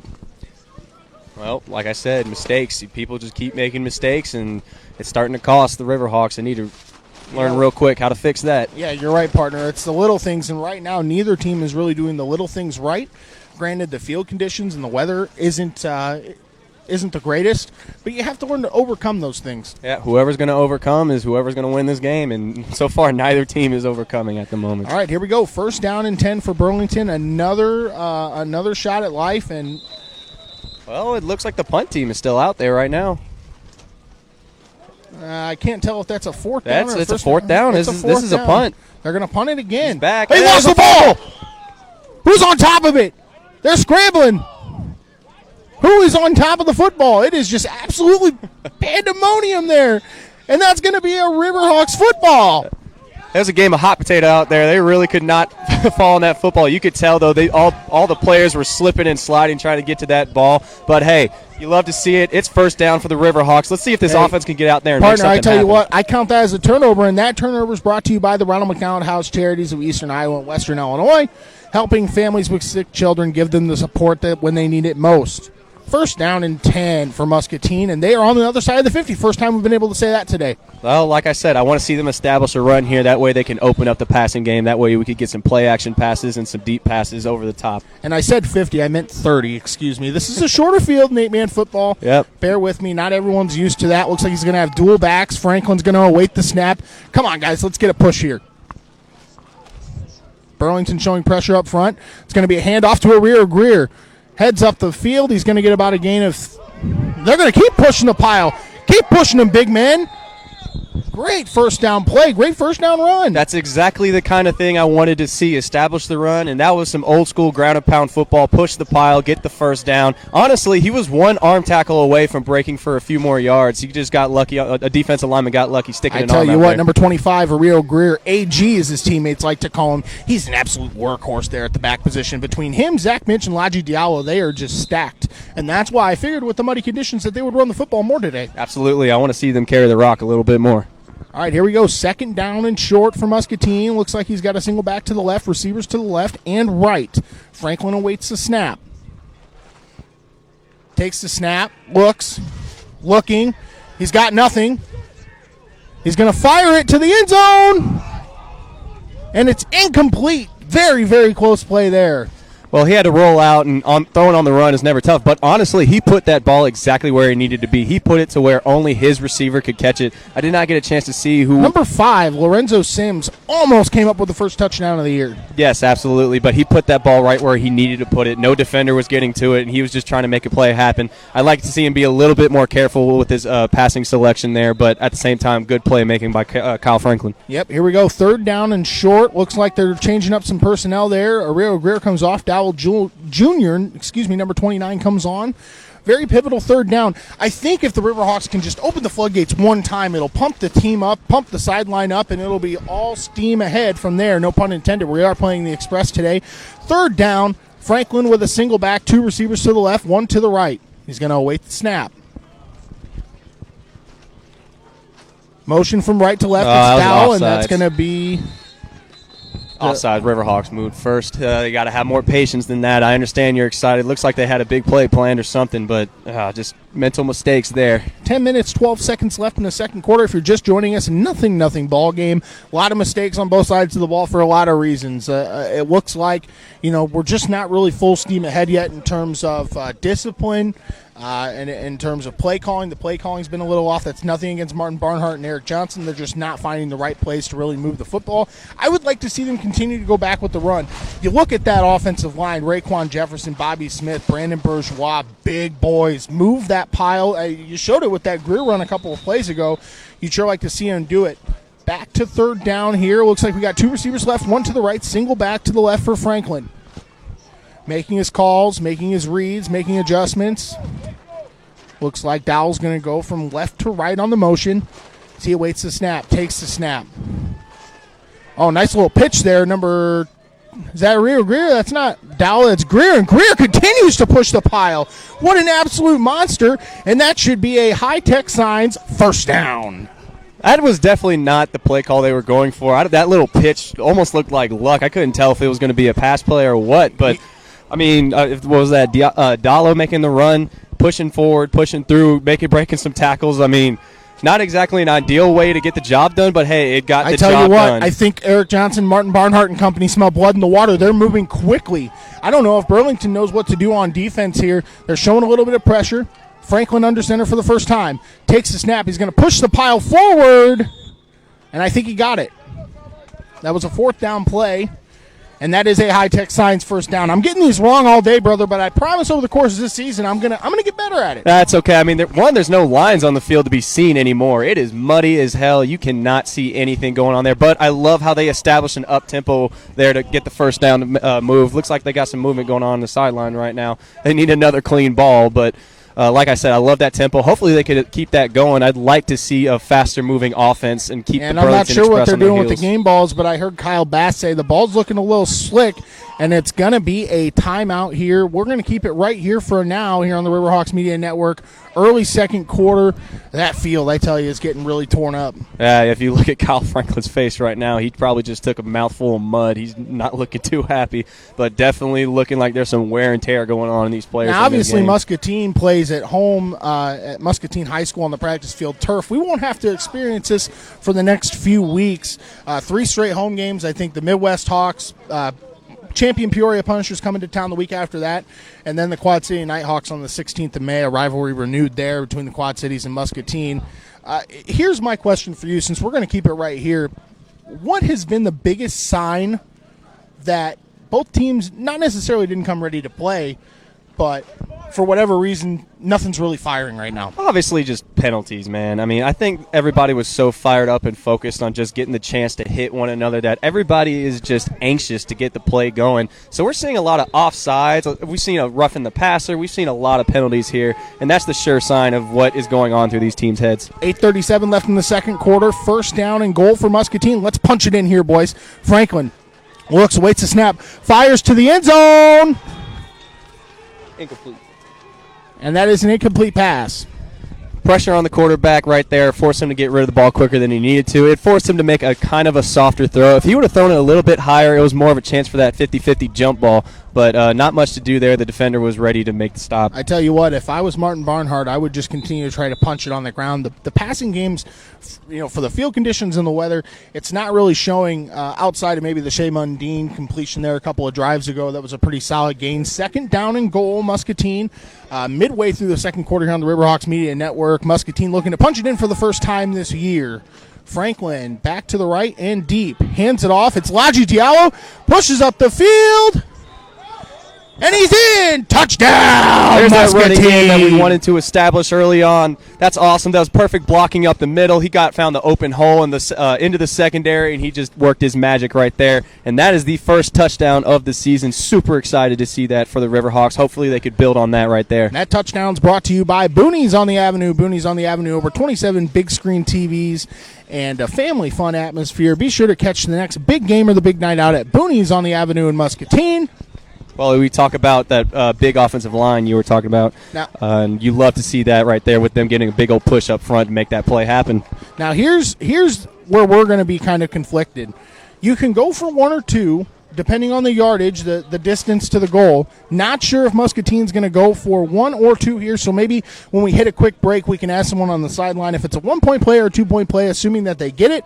Here is the extra point for Muscatine. Well, what's interesting, look who's in the game at quarterback. Zach Taylor. Kyle Franklin is on the sideline. Yeah, well, we talked about it on the podcast there. I'll get to that here in a second. Taylor deep, back right, receiver to the left and right, takes the snap. Pushes to the right. We're just waiting to get some sort of signal, and did not get it. So it'll be a 6-point Riverhawk lead. Interesting call there, a little speed option. I'm not sure exactly what they were trying to do. It was a slow progressing play, but the DB had it locked on from the start. Not much going on there. And I don't know what's going on here. Shea Mundine telling him to update that scoreboard, man. Come on, you got one job. You got to update that scoreboard. Our man Troy Hippen here, who's doing the production truck software, was right on top of it. And I tell you, that's why I think Monmouth College is carrying us some great interns. Would you agree? Oh, I mean, I think we're the best interns you could ask for. Absolutely. All right, we're going to keep it right here on the Riverhawks Media Network. Kickoff team going to be out. First touchdown of the year. Muscatine up 6-0 against Burlington.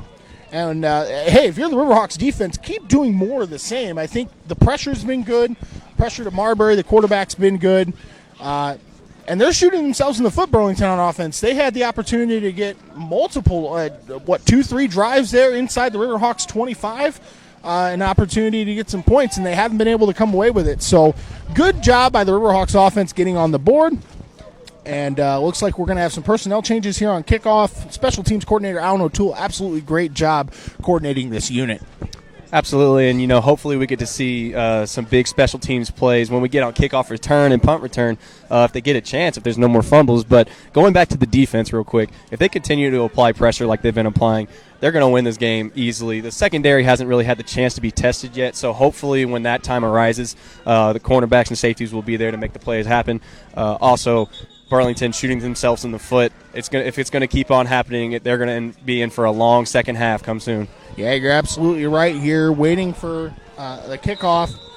They're calling Burlington up. They're all out of sorts right now for the Express. The Riverhawks have been ready to kick this off. Number 16, John Braymeyer, to kick it deep. Looks like we've got 2 receivers back deep for Burlington, and the ball is underway. Good kick by Braymeyer as he's going to kick it. He's going to touch it in the end zone. He's going to continue to fumble in the end zone. Is that a safety? No, signaling it. That should be a safety if he touched it and it bounced out of the end zone. Looks like the refs are going to talk about it. Just waiting on a sign here, folks. Again, we're kind of blocked between 2 fence lines, so we can't really see what's going on. Looking at the monitor here, it looks like they're talking about it. In my mind, it should be a safety. I'm not sure what the rule book states, but it should be if he touched it and it fell out of the back of the end zone. Well, it depends. Possibly if he touched it in the end zone and it goes out the back of the end zone, that's not a safety. That would be a touchback. I'm not exactly sure where he touched the ball and muffed that kick. Yeah, I think they're going to call it a touchback here and give Burlington the possession. So to explain what just happened, he must have muffed it in the back of the end zone, knocked it out of the back of the end zone, called a touchback. All right, Riverhawks defense, favorable field position to make something happen here. Maybe a turnover, a sack, interception. I'll take any of it. It'll be 1st down and 10 for Burlington. We'll feed off that touchdown. Right here on the sideline, you could tell everybody is hyped up. Hopefully the defense is carrying that over onto the field. Yep, and I can tell you the Riverhawks offense is just getting together here in front of our booth. Looks like they're going over what just transpired on that scoring drive for Muscatine. It'll be 1st down and 10 for Burlington once play resumes. Well, you hope to repeat it, but defense has got to make a stop first. More personnel changes on the Riverhawks defense. Wilson coming out. I just want to point out Burlington. James Sissel coming in. Burlington does not look like they have been prepared personnel-wise. There's been multiple occasions, including on special teams, which is something where usually players have one job on special teams, and they're just coming out in the wrong personnel. Yeah, it's all right. It's week 1. Everyone's still trying to get into that flow of football. I would say, at least for the Riverhawks side, I can't speak for Burlington, but we'll see these mistakes probably less and less week in and week out moving forward. And if anything, week 1's the one week where you want to get mistakes out of the way. Oh, absolutely, and that's on all levels of football and all levels of sports. Week 1 is that one week where you get to work out the kinks and see how you work in an actual game day environment. All right, here we go. 1st down and 10 for Burlington. 2nd quarter, midway. Takes the snap, hands the ball off, gets some favorable yardage. It'll be positive. It'll be 2nd down. Solid play call there by Burlington. We'll give them that one. 3-yard gain. Not much more you could ask for. Not much you could do that pin back that deep, but run the football and hope for the best. Yep, side judge on the sideline there has 2nd down. Looks to be maybe 2nd and short. The ref's trying to clean that ball off. Burlington steps to the line. I wouldn't be surprised if we see another run here. Yeah, well, really, we talked about it. The passing game has not been effective for both teams. Nope. Sloppy conditions calls for sloppy play in the passing game. Receivers to the right, back to the right. Hands the ball off. He's going to take it himself. Got plenty of room along the sidelines, and I think that'll be a 1st down for Burlington. A little misdirection, fake handoff. So the handoff caused the entire defense to go left, I believe. No, right. Sorry, I'm trying to figure it out from this angle. But quarterback caused the entire defense to fake to the other direction, gave him an open lane on the right side for a gain of about maybe, 4 or 5. Hard to tell from here. And it looks like we've got a Riverhawk player coming off. Looks like Danny Walters, number 21, limping off on his own power. And it'll be 1st down and 10 for Burlington.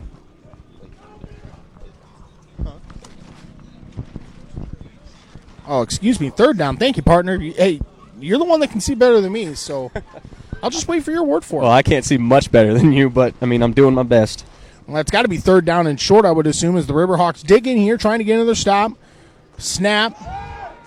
He's going to try to run, and that's got to be a 1st down, I would assume. D lineman over pursued there. He went right for the quarterback and kind of muffed the snap there. Over pursuing on the quarterback always leaves an open hole, which you never want, especially in a short situation like that. But it looks like it is going to be 4th down for the Express. Well, I tell you, I'm not sure if I'm doing a very good job, partner. I've botched the down and distance enough today.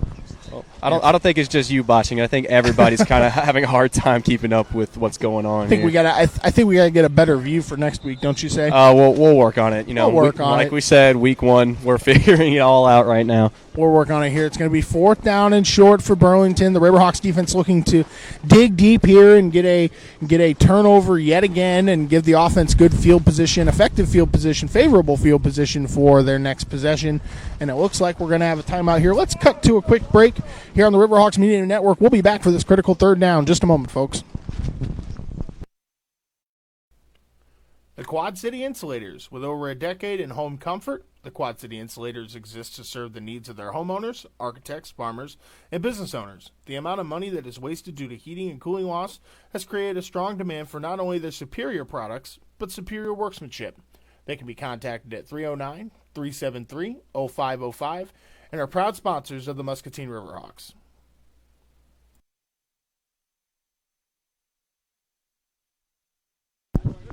We're back here on the Riverhawks Media Network, midway through the second quarter. Big 4th down for the Riverhawks defense. They got to dig deep here. Let's see what the Riverhawks can do to get the ball back. I think the offense is finally starting to gel, finally starting to move. Well, hopefully, I want to see them come back out there and keep running that football. That way they can open up the pass game, possibly in the second half, run some play actions, throw it over the top, get some big yards for the receivers, hopefully get Shea Mundane into the game. I want to see the ball in his hands, see him make a couple plays if he can. All right, let's see what Burlington has up their sleeve here on a 4th down. Are they going to punt it, or are they going to go for it? Watch the fake here if they're going for a punt. Snap, punt. Better punt than the last one, deep to, is that number 32? Looks like they're just going to get away from it and touch it at about, the 10 or 15-yard line. So here comes the Riverhawks offense again, another opportunity. They got the ball to start the game, so they'll obviously give it to Burlington to start the second half, and the Riverhawks offense would love nothing more than to put some more points on the board here. Absolutely, but one thing to notice right now, if you can't tell, this field is starting to get disgusting. You could probably expect a lot more running the ball if we keep the ball in the middle of the field. Right now, they got some open grass, though, so maybe we could possibly see a quarterback rollout, maybe a drop back, hopefully something to get this offense going because they are kind of back far in their own territory. Let's see if they can move. All right, let's see if the Riverhawks can move it here. 1st down and 10. Kyle Franklin in the gun, awaits the snap. 2 receivers to the left. I would assume 1 to the right from what I can't see. Takes the snap.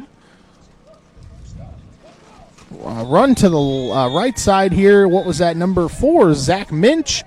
Gain of about 5 on the play, 2nd down. So there was no receiver to the right, so they left that right side open. So what they were trying to do is to get the right tackle to set the edge. He did not set the edge well enough for that defensive lineman. He was able to apply pressure and force him to go outside towards that sideline and wasn't able to run downfield like he wanted to. Yep, and it looks like the Riverhawks are going to continue to press the issue here. They're going to kind of speed things up.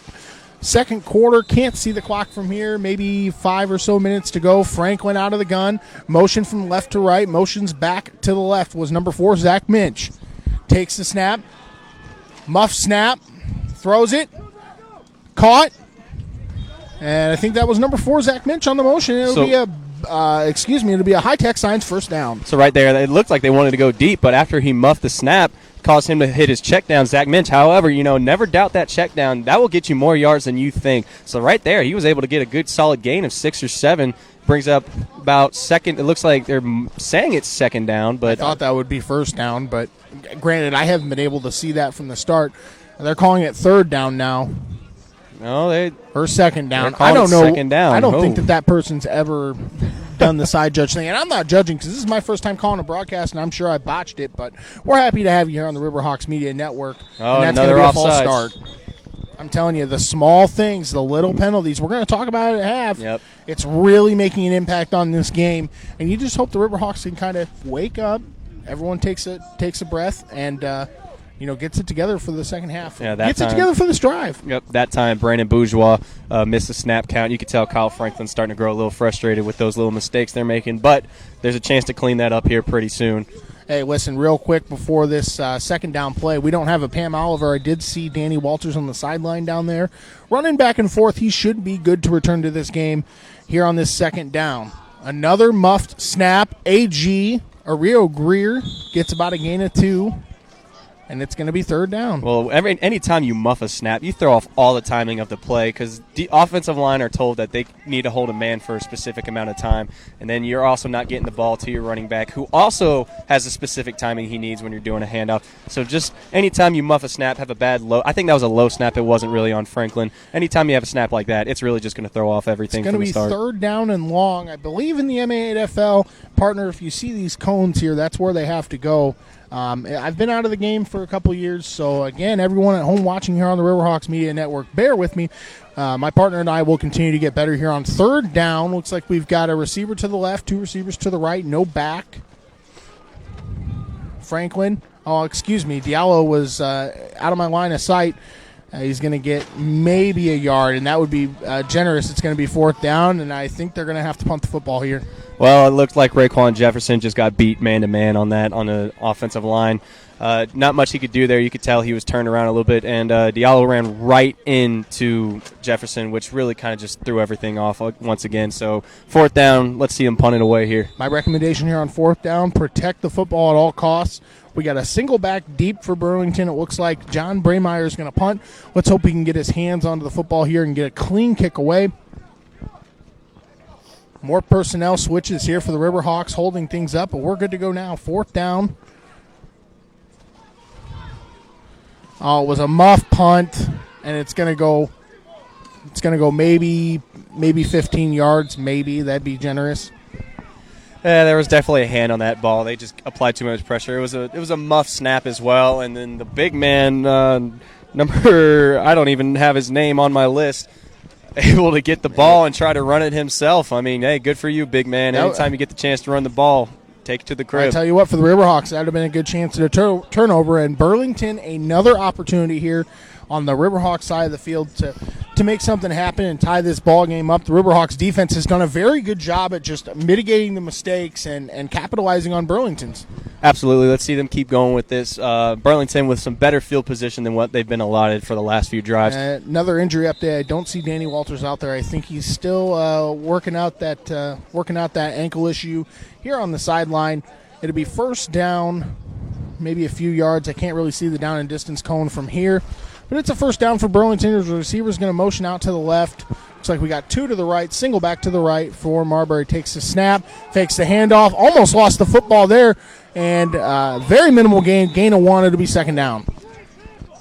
Very good tackle right there, open field. Wasn't really quite sure how the jerseys are starting to get so muddy. Yeah, I think that was it was Menard who made the tackle, and one-on-one, I like how he approaches the ball. This is an 8-man football. What I've noticed is you see a lot of arm tackling. He's going right at them, right at their knees, and taking them down any way he can. I think that's what you have to coach here in this game, in this league, is fly to the football. There's only 8 of you, but as many hats on the football as you can get as possible. Turnovers, especially on a day like today, can happen. So it's going to be second down here for Burlington. They're going to go 3 receivers to the right, 1 back to the right, as they're going to await the snap. Riverhawks not showing pressure right now. 2 down front. 1 more creeps up to the line. Another muffed snap. He's going to run to the right side. And that's a big gain tackle. There we go, Riverhawks defense. How about that? They got a flag on the play, though, on the far side. I'm not exactly sure what to call it. It should be a hold, but I want to point out that they had, 2 down linemen. That's a disguise for saying that they're not going to send any pressure, but off the edge, they sent a linebacker around the edge to make the tackle, chased him. Did not get to see the number again as well. Sorry about that, but he chased him down all the way from the back. You got to respect the hustle there. And just saw the official signal a face mask on the defense. That's going to be an automatic first down for Burlington. Once again, little mistakes like that. Face mask is a little different because once you get into a pile like that, it's hard to tell where you're grabbing at. But at the same time, that's a personal foul. That's more yards than you want to give up and an automatic first down. Let's see if they can bounce back here. They're in down and distance for a goal, so it'll be first and goal for Burlington. Can the Riverhawks defense dig in one more time? A quick snap and another flag. It's like a movement on the front line, and Man, lucky for that quarterback, they were coming hard from on that offensive or defensive line. Yeah, that's going to be a false start. Again, another reason why Burlington continues to shoot themselves in the foot when they've had favorable field position all first half. Exactly, and they just keep on pushing this. After the face mask, you had a chance for very good territory for where you're playing the ball from, and now you're just moving backwards, once again, shooting themselves in the foot. I think that puts them outside of the first and goal. It'll be another 1st and 15. I keep saying 1st and 10, partner, and I know it's 1st and 15 because all the cones are set 15 yards apart. This is 8-man football, so it's a rule adjustment. We'll get to it. We got plenty of time for that, I would say. So it's going to be first down here for Burlington. Single back to the left, receiver to the right. Awaits the snap. Another muffed snap, and it's another muffed snap. It's loose. Who's got it? Who's on top of it? They're wrestling for it. Looks like Davis came Is that Devin Davis? Devin Davis comes up with the ball. And that's another Riverhawks turnover. That boy, have yourself a day. Another Riverhawks turnover. That's exactly what they need. Going into the second half, they have a chance here to get one last good drive in. And like I said, whenever you muff a snap, that throws everything off, including the handoff. And that was what it was. Muff snap, muffed handoff, and now the Riverhawks get a chance to score right here. And there we go. Another donation from the Riverhawks organization to the Ronald McDonald House Charities of Eastern Iowa and Western Illinois, helping sick children and their families with love and support when they need it the most. Another team donation. And let's see if the Riverhawks can capitalize on this turnover. Well, they have 1:15 to drive the field. Now, I know that the field is a lot shorter than it is in the NFL or in the NCAA or 11-man regulation. However, you need to see some urgency here. I want to see some tempo. That way that they keep the Express on their heels and score this touchdown right here, right now. Yeah, you weren't lying, partner. Some of these numbers are starting to become hard to read, hard to see, and we're only in the first half. Yeah, we can expect to see it get worse and worse as this game goes on. Should be about a first down and 15 for Muscatine. Franklin deep, receiver left and right. Takes the snap. He's going to look to throw. Waiting, looking. Gets rid of it. Oh, just out of the reach of number 29. That should be Dowell Jr. Interesting play call there to go deep. You could tell they wanted to take a shot right there, right now. I am more of a fan of establishing that tempo I was talking about. But there was some good blocking up front. Brandon Bourgeois was able to pancake a guy I saw there, so that's huge. You want to see that from your front line. Hopefully that they could get this tempo going and move down the field. They need to score quick. Well, and I'm unsure how many timeouts Eric Johnson and company have left. That could be playing a role into this. We're starting to see not a lot of grass left available for a really good snap. And Bobby Smith is a first-year center. We talked about that in our podcast. You have to wonder if this is pretty challenging for him. I would assume so. Absolutely. This is not the ideal circumstances you want to play your first game as center in. All right, Franklin's going to await the snap here. Let's see if the Riverhawks can push here. Franklin, snap, waiting. He's going to fire across the left, and that is an incomplete pass. Who is that? Number 8. Paris Taylor. Paris Taylor. Again, the passing game not really working so far here in the first half. Low-scoring game, about a minute left to play here in the first half. 6-0 Muscatine over Burlington. Week 1 of the MAFL. This has been fun so far. It has been. I mean, it's been definitely a defensive battle and honestly an offensive, shoot yourself in the foot kind of game. But like I said, hopefully that they're able to go into this next half, make some adjustments, and come out and maybe light up the scoreboard a little bit more. Tell you what, the field conditions are starting to remind me of this Burlington game we played about 2 Februaries ago. The field didn't look all too hot after the game, and I don't think breaking this thing down and lugging it back to Geneseo is going to be very fun. No, it's going to be a little messy in that rental car. All right, here we go. Third down, handoff. Laji Diallo gets it, and a very minimal gain. It's going to be 4th down. I guess they're just looking to go into halftime in this half and move on because I can't see how much time is left here. If they're going to have to run a play. 45 seconds. About 40 seconds left here in the first half. You'd have to think they'd have to punt it at this point, right? You don't want to risk, a botched play to end the half. Well, they just called a timeout here. Looks like they're going to go ahead and talk about it. Looks like the punter, though, John Brameyer. Yeah, John Brameyer is heading out there to make the kick. I guess they just want to pin them back deep and not let them score before giving them the ball back before the second half. Yeah, partner, this will be a good opportunity for us to cut to break. We'll come back for a pivotal 4th down. Less than a minute left in the first half. 6-0 Riverhawks here on the Riverhawks Media Network. The Riverhawks Media Network is looking forward to bringing you, the fans, nonstop football action here this 2021 season. But we are also excited to bring you a way to get involved in the action and support a great cause all season long. The Muscatine Riverhawks, in partnership with Riverhawks Media Network, are proud to bring the season-long donations with our partners of the Ronald McDonald House Charities of Eastern Iowa and Western Illinois. And we're back here on the Riverhawks Media Network. We'll get back to that commercial in just a second. Braymeyer with the punt, booming punt down on the other side of the field. Burlington looking to get a big return. Big tackle and a flag on the play. Now, this is huge. Depending on the penalty, I'm not entirely sure what it would be, but it's going to drive Burlington back, maybe a chance for a scoop and score or a turnover. Well, you could hope for that, but I just want to point out that Braymeyer, that's a huge play by the punter. You know, honestly, the punt game is something that's overlooked so often, and the fact that he's able to kick it back that deep, and now that there's a flag, that's huge. That means that hopefully Burlington gets held right here, and they get to go into the second half and have to try to fight from the beginning. Well, again. we've talked about it all first half. The penalties on both sides of the ball, both Muscatine and Burlington, have played a huge reason why this is only a 6-0 game, and why, if you're Muscatine, you could be down in this game if Burlington could just capitalize on those mistakes. But luckily they're not. 6-0 here, less than maybe 30 seconds to go here in the first half on the Riverhawks Media Network. Riverhawks defense maybe looking to cause a late turnover, scoop and score, interception. We'll take anything at this point as we await the Burlington offense to get it going. Well, you said luckily. You can't really rely on luck in this sport, so No, hopefully you sure they can't, really figure it out here at halftime. Not only Burlington, but the caliber of teams you're going to play down the road, they're going to capitalize on those mistakes. But hopefully we're not dealing with the type of conditions we're dealing with today. Oh, I hope for our sake we're not dealing with the conditions that we're dealing with today. I know that's right. Here we go. First down for Burlington. Looks like it's going to be a single back to the left, no deep back, receiver to the left, 2 to the right. And they're going to let the They're going to let the clock run out here. I think that's actually probably a good move there. Hey, probably for the best. Go back to the drawing board. Both teams can look and see what challenges they're going to face here in the second half. Just waiting on the officials here to call it halftime, and we'll take a quick break. Looks like there's a little more chirping between players. We saw that earlier. Don't expect that to go away anytime soon. No, sir, and it's going to be halftime. So why don't we take a nice extended break, partner? You and I can get a drink, kind of catch our breath from the first broadcast we've done. And hopefully you folks stick around. 6-0 halftime. Riverhawks with the lead on the touchdown. We'll be right back on the Riverhawks Media Network. The Riverhawks Media Network is looking forward to bringing you, the fans, nonstop football action here this 2021 season. But we are also excited to bring you a way to get involved in the action and support a great cause all season long.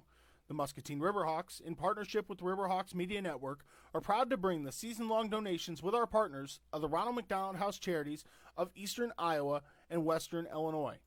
The Riverhawks have committed to donating as a team every time the defense gets a sack, turnover, touchdown, or safety. We are asking you, the fans, to get involved in this great organization that assists families with sick children stay close to each other and provide care and resources when they need it most. So while you support the team on the field, come support our team in donating to this great cause.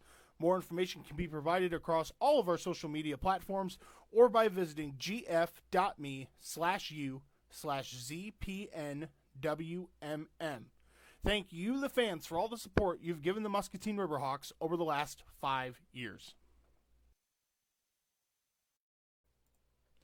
If you are looking for signs for your team or business, look no further than High Tech Signs and Apparel, a state-of-the-art full-service sign shop. And from the clean and modern off-light shop to the latest technology in designing and producing signs, High Tech Signs has a sales staff of over 25 years' experience to cater your every need. Services include large format digital printing, interior signage, exterior signage, vehicle solutions, and apparel. When it comes to solving the sign problems, the solution is High Tech Signs and Apparel. Located at 3359 Middle Road, Suite 2 in Bettendorf, you can call them with any of your questions at 563-449-9400. High Tech Signs and Apparel, proud sponsors of Muscatine Riverhawks football. Looking to level up your game this offseason or take care of your body midseason for that late season playoff push? Then Badlands Fitness is the place for you. Badlands Fitness is the Quad City's choice for elite athletic training for athletes of all ages, all sports, and levels. Contact them at 309-617-6416. Badlands Fitness, proud sponsors of Muscatine Riverhawks football. All-American Diner, the leading restaurant serving Muscatine, Muscatine County, and surrounding areas since 2020, serving breakfast all day as well as lunch and dinner. They offer a fish fry every Friday and a buffet on the weekends. For your next meal, visit All-American Diner in Muscatine or call for more information at 563-263-2224. All-American Diner, proud sponsors of Muscatine Riverhawks football.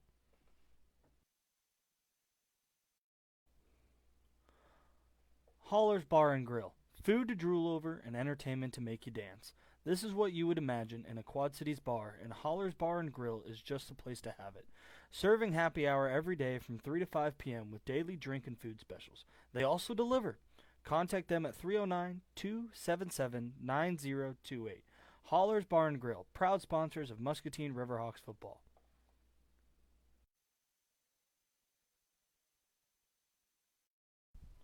From maintaining that perfect smile to the most complex dental needs, Parkway View Family Dentistry is committed to providing you and your team with safe, gentle, and high-quality dental care.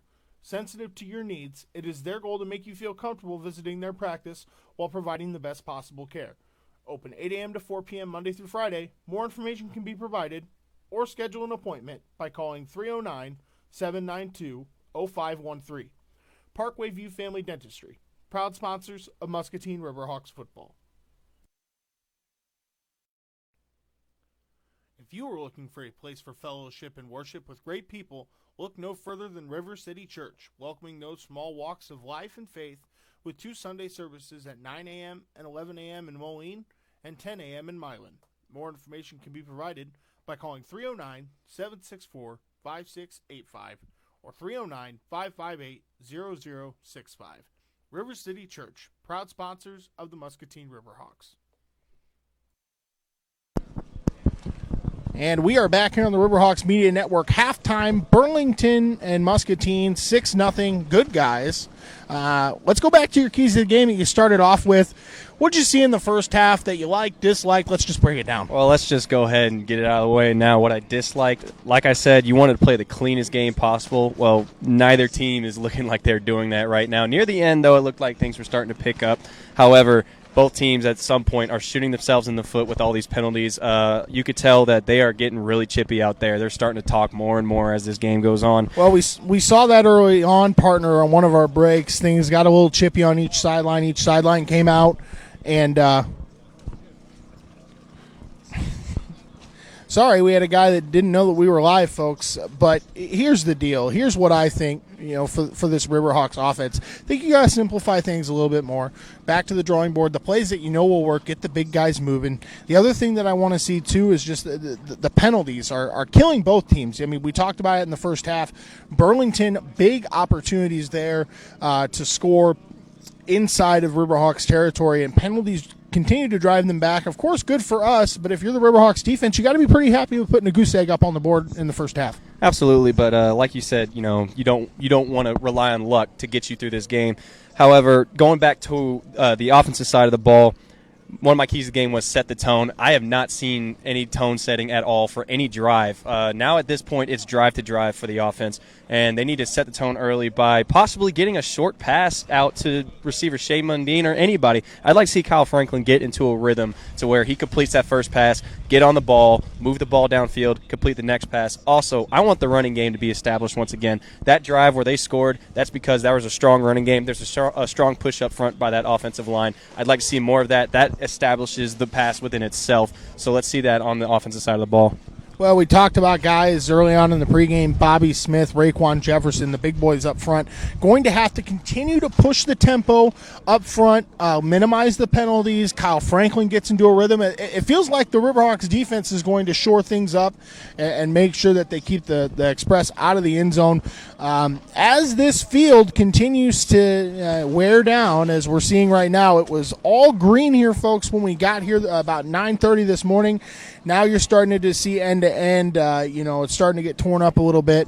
What's your final key to a Riverhawks win here in the second half on our first game on the Riverhawks Media Network? Well, we're going to go back to it. Stop making those penalties. No more offsides. No more holding. Play good assignment technical football. I don't want to see any more yellow flags out there on the Riverhawks side. Burlington is going to do what Burlington does. If they're committing penalties, that's on them. But on the offensive side of the ball, set the tone. And on the defense side of the ball, what I have liked to see in the entire first half was the pressure that was being established on that front line in the trenches. That quarterback has had no chance to get a play off at all this entire time. His jersey is covered in mud. I want to see that happen for the rest of this game. Man, we get like 9 or 10 more of these. Can you believe that, partner? This is why he's best in the business, folks. Let's take a quick break, come back for the second half. Express Riverhawks right here on the Riverhawks Media Network.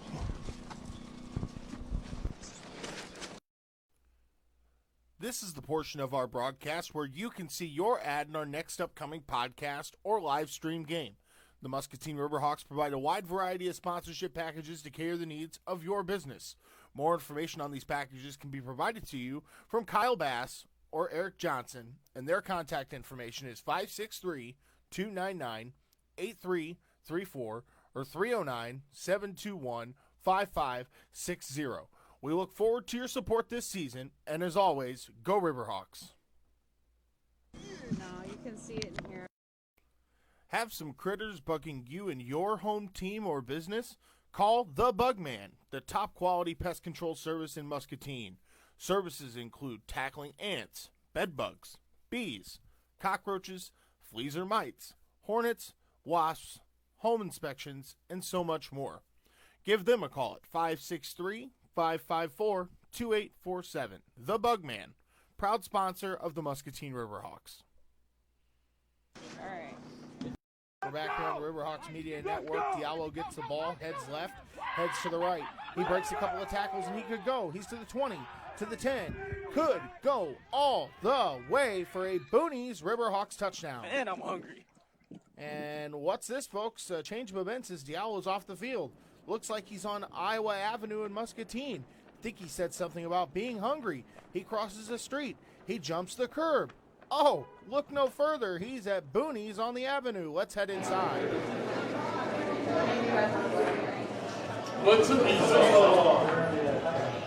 That is an MVP play, and you could be the MVP of your team at home by heading to Boonies on the Avenue in Muscatine.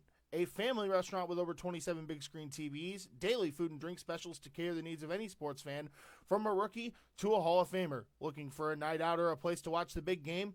Look no further than Boonies on the Avenue, located at 214 Iowa Avenue in Muscatine, or by phone at 563-263-0626. Boonies on the Avenue, proud sponsors of Muscatine Riverhawks football. We're back here on the Riverhawks Media Network. Diallo gets the ball, heads left.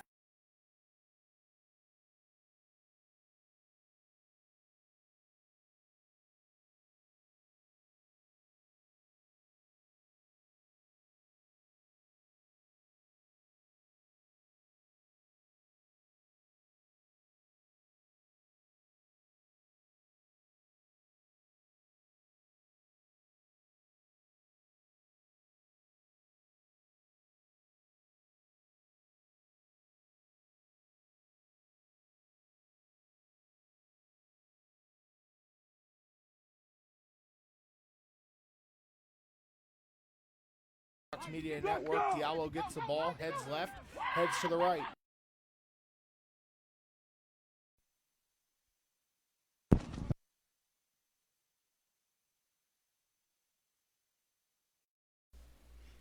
If you're in the mood for some new ink, look no further than Pearl City Tattoo. Bill Kaufman opened Pearl City Tattoo in 2005 and has grown to be the most recommended tattoo shop in Muscatine, believing that every customer deserves the best experience possible, and they set the standard for communication, prompt scheduling, and transparent pricing. You have questions, you can reach out to Bill on Facebook and Instagram, or contact them at 563-263-7001, proud sponsors of Muscatine Riverhawks football. If you're in the Davenport area, check out the Dam View. Welcome to your favorite dive bar tucked away downtown. They host a wide range of beers, many of which are local, as well as daily specials, good service, and a large patio. Contact them at 563-324-4444 844-434-4434. Proud supporters of the Muscatine Riverhawks.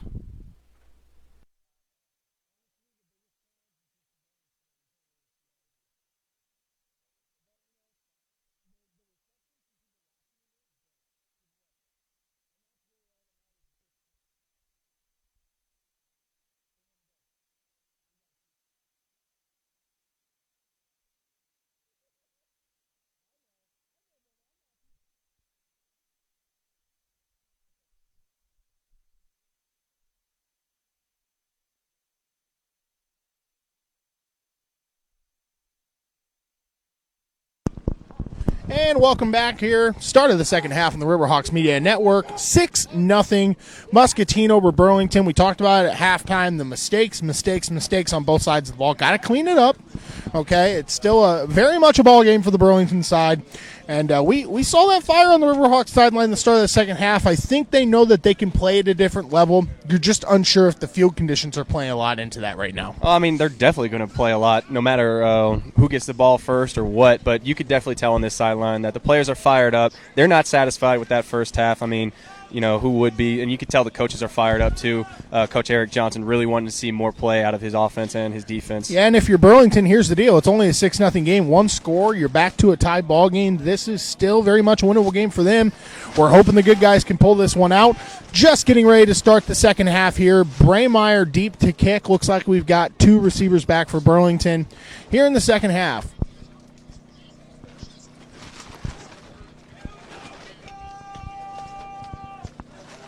Sideline starting to get a little fired up. Looks like we've got some wind gusts now that are starting to push that ball around. I tell you, I've never been more excited to look forward to next week's game already. I'm just going to say that right now. I'm talking to Troy Hippen, who's here in the on the production truck doing great work.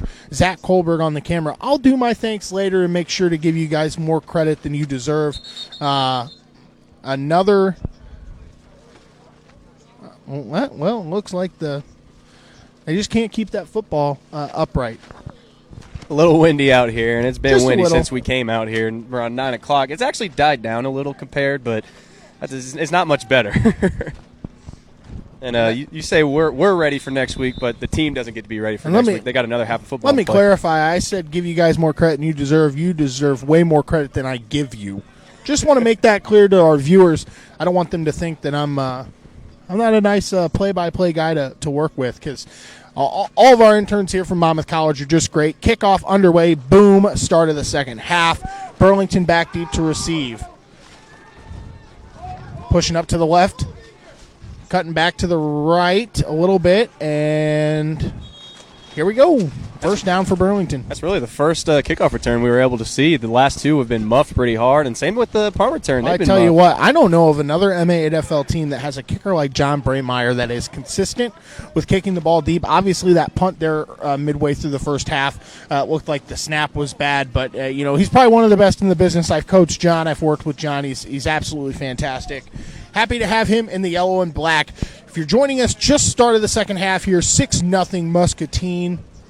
Here in Burlington at Community Fields, week 1 of MAFL matchup. Multiple games going on currently right now. As soon as I get score updates, I will be sure to pass those along to you. Burlington with the ball, first down. Looks like we're going to have a receiver to the left. Trying to look and see if there's a receiver to the right. Looks like we've got a couple of backs in the backfield for Marbury as he awaits the snap. Takes the snap, hand off. A big hole running through, and that's going to be another Burlington first down. Well, that was run play through and through. They had a 30 personnel out there, and what that means, there was 3 running backs. So I would have been very surprised if they would have gone in the air on that one. And let me correct that, folks. It's going to be second down and very short, maybe a yard or less here on the Riverhawks Media Network. Thank you for joining us. Tyler Bean alongside Jacob Landry. We are happy to have you with us. So it looks like we've got kind of a triple back system here, something I haven't seen so far today, I don't think. Here on a second down and short. A run, big stop by the Riverhawks defense and Shea Mundine. So absolutely, you're right. You mentioned there that you haven't seen the triple back formation. Usually at first they were going with a 21 personnel formation, which meant there's 2 running backs.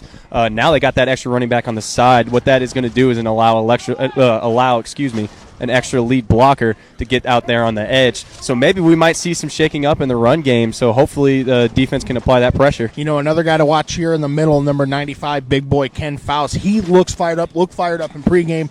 He's firing us up here in the tent. It's going to be third down. What's that, about 4 or 5 yards for Burlington. Again, they haven't really found continuity to move the football, and Muscatine has done everything right on the defensive side outside of the penalties to keep them off the scoreboard here early on in the third quarter. Third down, Burlington with dual backs, swing tackle to the right, takes the snap, pitch to the outside. Can we close the gap? Big stop by the Riverhawks defense, and it'll be fourth down. That was linebacker Robert Jones getting there in the backfield. He was not fooled for a second. He saw that pitch, and he just busted that play up so quick.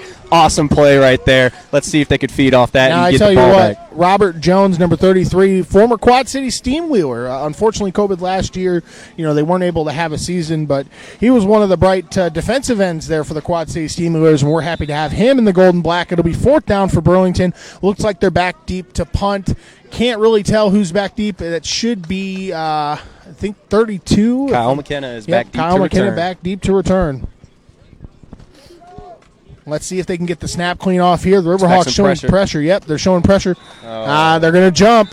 Come on now. Those are the little mistakes that we've continued to see this second half. Well, especially there, fourth down, you could fully expect them to do a hard count there. You gotta just watch the ball right there, and that's just frustrating to see. Yeah, and that was on the guy we previously mentioned, number 33, Robert Jones, putting his hands up. Hey, that's my bad. I'm just getting a little antsy here early on in the second half. 6-0 Burlington, 6-0 Muscatine over Burlington here in a week 1 matchup at Community Fields.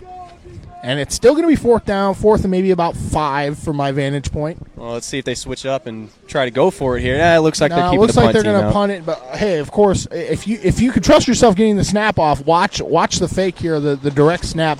I doubt it, but we'll see. Fourth down here, McKenna still deep as he awaits the snap. Gets the snap clean. It's a fake. It's a fake, and he's going to go absolutely nowhere. Oh, he is slammed into the sideline here. My goodness, what a hit that was.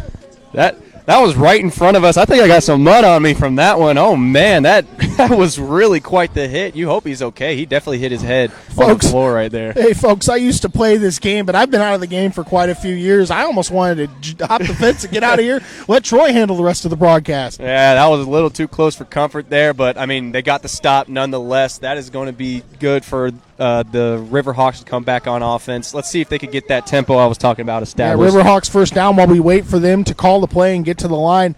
It was an absolute pain in the butt to get the tent up this morning, and the only thing I could think of during that hit is, please, not the tent. Oh, yeah. If this tent would have gone down, there would have been some complaints to Coach Eric Johnson from me. But anyway, back to the action here. First down, Muscatine. Franklin with dual backs, one to the right, one behind him. Let's see if the Riverhawks can take advantage of the good field position here as there's a motion.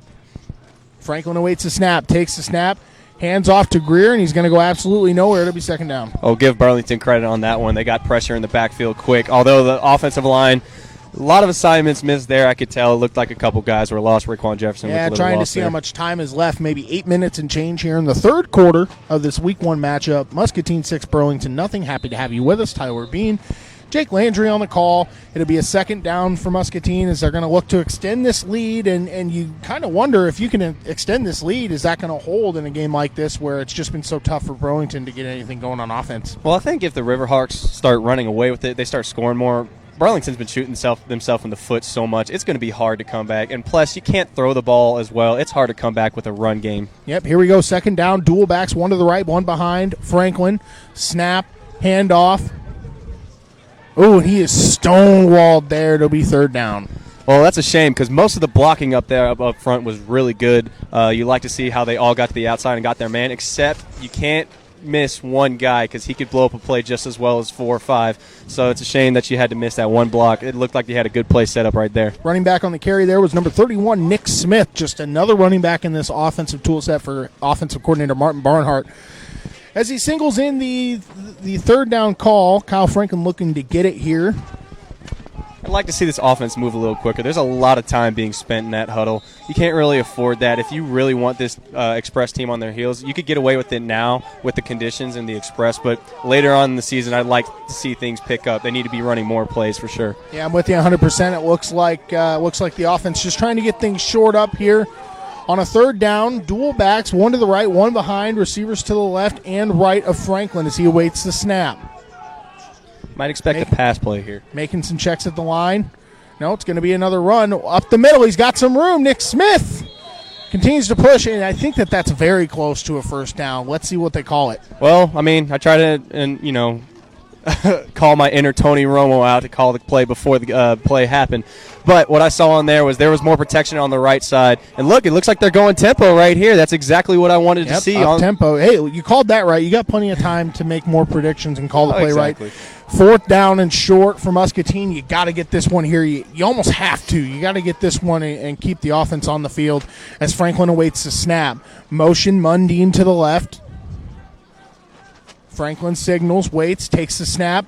It's another handoff to Laji Diallo, and he is just brought up short. Stonewalled, and it'll be a turnover on downs. Well, that motion was supposed to be a misdirection to get the defense off to move away from the side. They wanted to run the ball, but they did not fall for it. They blew up that play real quick. Offensive line didn't even have a chance to set their heels and get the block. So that's going to be a huge fourth down stop for Burlington. Hopefully the defense can come out and get another big stop here. Well, the defense has got to know at this point the field conditions are going to dictate a lot of slippery snaps. Hopefully maybe a turnover here. About midway through the third quarter here on the Riverhawks Media Network, 6-0 Muscatine. And the Riverhawks defense digging in for hopefully what is another good stop by this defense that's been pretty good all day. Burlington got the ball on their last drive, went for a fake on fourth down that ended pretty sloppily. And now they'll have the ball back, looking to try to tie this game up. Marbury deep. I can't tell the numbers at this point. That's going to be a false start on Burlington. Yep, there it is. Once again, same. I mean, not much I could say about it at this point. It's just the same thing over and over.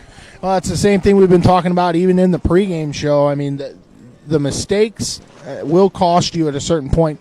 You have to think if you're Burlington, I know you're antsy to get out there and hit someone, but you got to kind of settle yourself down. If you're the Riverhawks defense, keep staying disciplined. Don't fall for the sweet stuff, as I would like to call it. Well, on that last fourth down is like the one mistake I've seen them make since that opening drive. So hopefully they could keep that going. No more mistakes. Hold your ground. Keep playing defense. All right, here we go. A couple receivers to the left for Marbury. He signals. More pressure shown by the Riverhawks defense. Takes the snap. Looks like it's going to be a swing pass to the right. Still up on his feet. Maybe got back to the line of scrimmage. It should be second down, right? Look, yeah, simple swing pass. There was some pressure up there. There was some good blocking on the edge, but the linebacker, everybody swarmed to the ball, made the play happen. Not much going on there. Yeah, if you're the Riverhawks, here's the deal. Those swing passes, I mean, we haven't seen anything deep from Burlington yet. I think they're playing a little more conservative. Stay home. Stay home. Don't fall for the sweet stuff again, as I'd like to say. Here it's going to be a second down and long here for Burlington. Well, like I said earlier in the broadcast, Coach Eric Johnson was saying that he wanted to run a lot of zone.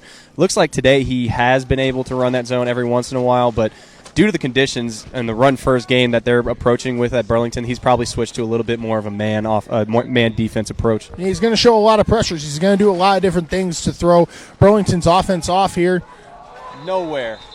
Went absolutely nowhere. That's Robert Jones with the big sack. There you go, big fella. I don't know if it was a sack, but definitely blew it up. It was a speed option to the left. Oh, okay. They stood no chance there. He got right into that backfield, and I don't know if he had any chance to even try to get that pitch off. He just took it because he had no other option. Hey, brother, here's the deal. Sack or big loss, I'll take either at this point because the defense is eating. Absolutely. You want to see the defense keep doing that. They're applying the pressure, like I said, at halftime. I want to see that keep happening, and if they keep doing that, doesn't matter what the offense does. They could score. However, we would like to see the offense get some momentum going. Yeah, here's the deal. We've had some personnel changes. Logan Smith came off the sideline looking a little frustrated there. Hopefully everything's all right. Here on this third down and long. Looked like almost a false start there. Marbury out to the right. Incomplete. What a big play there from number 32. Yeah, they got him on the false start, though. So what that play was is the false start. It was a dead play. They had the dead to rights to let the ball fly, and they tried to take advantage of it. Good defense in the secondary, but that's still coming back. That's going to be good for about 5 yards. I don't know if it's for a first down, but. Yeah, it's going to be number 32, Kyle McKenna, on the pass breakup there. Great job on that play. Yeah, the McKenna on the pass breakup, but it looked like I think it was Kenneth Faust was able to jumped off sides and probably just threw that whole play out. Yep, there it is. Yep, there it is. Another mistake, another penalty for this Muscatine defense that you can't continue to give this offense life because, eventually they may strike. However, they keep shooting themselves in the foot. It's not going to matter how much life you give them. Yep, good point there. Third down, still quite a ways to go here. It looks like they've got another 10 to 15, about 10 yards, give or take. Again, my eyesight's not all that great, folks. We know that already. Marbury takes the snap, clean snap, waits, breaks out of the sack, and he's brought up just short. Tackle by, I think that's number 29 of the Riverhawks, Kevin Dowell Jr. A lot of scrambling and a lot of effort for nothing there. Good pressure in the backfield. A simple zone coverage was run on that play. They locked it down in that secondary. That's definitely a secondary sack as much as it is a pressure sack. I think that goes back to what I said. Don't fall for the sweet stuff. Stay home. Everything works out. Marbury had to get out of there and literally had nowhere to go. Absolutely. So it's going to be fourth down here. Looks like we've got Laji Diallo back deep to return this punt. Now, remember, last time they showed punt and they faked it. Let's see if they do it again. I wouldn't advise that. Eric Johnson's telling him, hey, get back. He fully expects a punt here. Yeah, I don't think that punter wants none of it at this point. Riverhawks are going to get the ball back here midway through the third quarter. Punt away, booming punt to Laji Diallo. Diallo is going to watch it roll into the end zone and a touchback. Let's take a quick break here. Third quarter, Muscatine 6, Burlington nothing. This is the Muscatine Riverhawks Media Network. The Quad City Insulators. With over a decade in home comfort, the Quad City Insulators exist to serve the needs of their homeowners, architects, farmers, and business owners. The amount of money that is wasted due to heating and cooling loss has created a strong demand for not only their superior products, but superior workmanship. They can be contacted at 309-373-0505 and are proud sponsors of the Muscatine Riverhawks. Back here on the Riverhawks Media Network, trying to see how much time is left. Maybe 3 minutes and change here in the third quarter. Riverhawks football offense has an opportunity to strike here. And, again, I really think if you can score another 6 or 7 points, you're really going to be in a good spot here entering the fourth quarter. Well, like I said, it's hard to come back when you have to run the football. And Burlington doesn't look like they're looking to open up the passing game anytime soon. So scoring right here could be a potential nail in the coffin. Yep, here we go. Dual backs for Franklin. So he awaits the snap. Another bad snap. Good handoff, though. Pushed up the field. And that's going to be close to a first down, maybe just a couple of yards short, and that's number 25, Ario Greer, AG, with the big run. That's what I've been waiting for all day, a big run like that, push the pile. Now, just want to point out that Bobby Smith, this is, again, his first game under center, shifting over from right tackle, I believe, last season. It sucks that this is his first game with these conditions, but he's been holding his own pretty well. He really has, and we talked about in the pregame. He was one of the big guys to watch, and him and Raekwon Jefferson both, Brandon Bourgeois, that whole offensive line holding strong, continuing to stay consistent here on a second down and short. Franklin, high snap, gets it, and that's going to be Robert Jones, who's going to come up with absolutely nothing. He's going to lose yards. It'll be third down. Well, that's just talking about the center job, though. If that high snap throws everything off once again, all the timing of the running back's footwork, all the timing of the handoff, and that's really just makes things really difficult. It sure does. It's going to be a third down and long for Muscatine, an offense that really hasn't found a groove outside of the touchdown earlier. And they're going to be looking to pick up a first down here late in the third quarter. 6-0 Muscatine. Thank you for joining us. Tyler Bean, Jake Landry on the call here from Burlington, Iowa. Week 1 of the MAAFL. Franklin making some adjustments here as the Riverhawks offense comes to the line.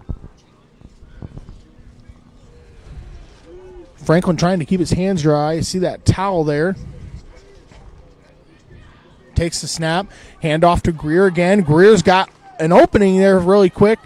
And he's going to be short. It's going to be a fourth down. Oh, we got a little fight going on the sideline.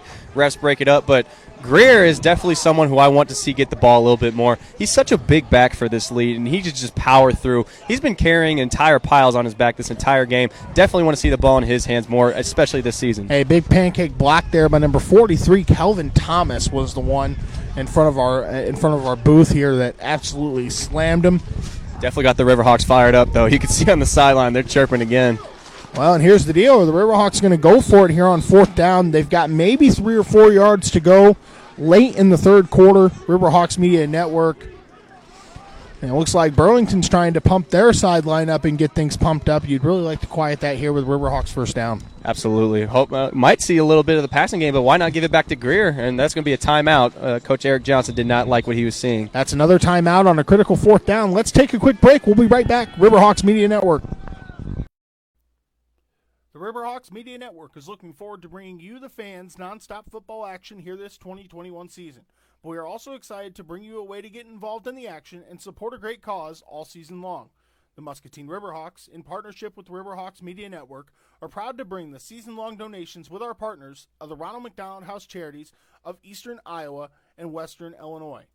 The Riverhawks have committed to donating as a team every time the defense gets a sack, turnover, touchdown, or safety. We are asking you, the fans, to get involved in this great organization that assists families with sick children stay close to each other and provide care and resources when they need it most. So while you support the team on the field, come support our team in donating to this great cause.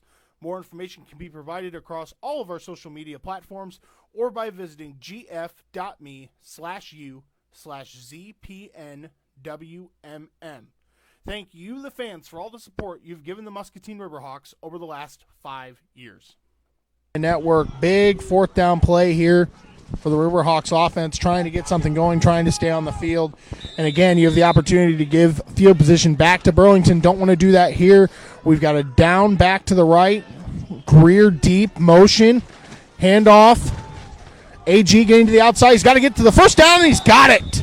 That's exactly what I wanted to see right there. Give it to Greer. Let him battle his way through. Awesome play call. Super exciting. That's a 1st down for the Riverhawks. Hey, and that is a high-tech signs 1st down. Just wanted to put that out there. And the Riverhawks offense finally gets a big 1st down to keep a drive going here late in the 3rd quarter. Looks like they're establishing a rhythm, and this is what I've been talking about all game. Now that they've got it going, it looks like they're moving. It looks like Burlington doesn't know what to do to stop them. Yeah, and it looks like there's going to be maybe 20 seconds left here in the 1st half. By the way, folks, going to be putting out a Twitter poll to see who you think the player of the game will be for Week 1. We'll bring them into the tent, talk to them for a few minutes after this game. Franklin, snap, handoff right side. Diallo pushing. There he goes. Stonewalled there a little after midfield. Another flag. We'll have to see what that is. Hopefully it's not on Muscatine. I didn't see a hold, but I don't even see the flag itself. But that was a great run by Diallo. And like I said, that rhythm's being established. Now both backs are getting some here. Hopefully now that they're doing this, they could establish a play action and a passing game. That's the end of the 3rd quarter there. And that's going to be the end of the 3rd quarter. Let's take a quick break, and we'll come right back here on the Riverhawks Media Network for the 4th quarter. If you are looking for signs for your team or business, look no further than High Tech Signs and Apparel, a state-of-the-art full-service sign shop. And from the clean and modern off-light shop to the latest technology in designing and producing signs, High Tech Signs has a sales staff of over 25 years' experience to cater your every need. Services include large format digital printing, interior signage, exterior signage, vehicle solutions, and apparel. When it comes to solving the sign problems, the solution is High Tech Signs and Apparel. Located at 3359 Middle Road, Suite 2 in Bettendorf, you can call them with any of your questions at 563-449-9400. High Tech Signs and Apparel, proud sponsors of Muscatine Riverhawks football. Looking to level up your game this offseason or take care of your body midseason for that late season playoff push? Then Badlands Fitness is the place for you. Badlands Fitness is the Quad Cities' choice for elite athletic training for athletes of all ages, all sports, and levels. Contact them at 309-617-6416. Badlands Fitness, proud sponsors of Muscatine Riverhawks football. Welcome back here. Start of the fourth quarter on the Riverhawks Media Network. Tyler Bean alongside my partner in crime, former Monmouth College wide receiver Jake Landry. Happy to have you join us. 6-0 Muscatine looking to put the pressure on Burlington here. They're in enemy territory looking to make a score here, and it looks like we're going to have Zach Taylor in the ball game. A little bit of a mix-up here with Dowell Jr. on his left, receiver to the left and right. Zach Taylor with the cannon. Maybe he's trying to cook something up here. I don't know. We'd sure like to see it, folks. Here we go. It's going to be a first down motion, and that should be an offsides on Burlington and a free 5 yards. I figured that's exactly what they were going for right there. They wanted to throw a deep ball, so if they would have let that play call go, I guarantee you're seeing a bunch of seam routes on the outside, letting Taylor let that ball fly. Yep, and it looks like they're going to swap the footballs out here, something we've seen all day with the field conditions, and now that we're here in the fourth quarter, it looked a lot prettier in pregame, don't you think, boss? It doesn't take much to look better than it does right now, but yeah, it was a little bit nicer, especially on this sideline. Well, and I think everyone's jerseys looked a little cleaner, too. I'm starting to see a lot of mud. It's going to take a couple washes to get through those. And, yep, that's going to be an offsides on Burlington, so it's a free 5 yards. Still, what should be I show second down on the other side there, so we'll take their word for it. And, again, Coach Eric Johnson's out there trying to deal with the football issue, it looks like, giving the refs some clean towels. You don't really want a bad football here this late in the game. You want to kind of nail this one home, and hopefully the Riverhawks can get a score here. No, and Taylor's still in the game. Maybe we could see the ball in the air real quick. Yep, maybe that's why they wanted a clean ball. Let's see Taylor, fullback to the left, back deep, receiver to the left.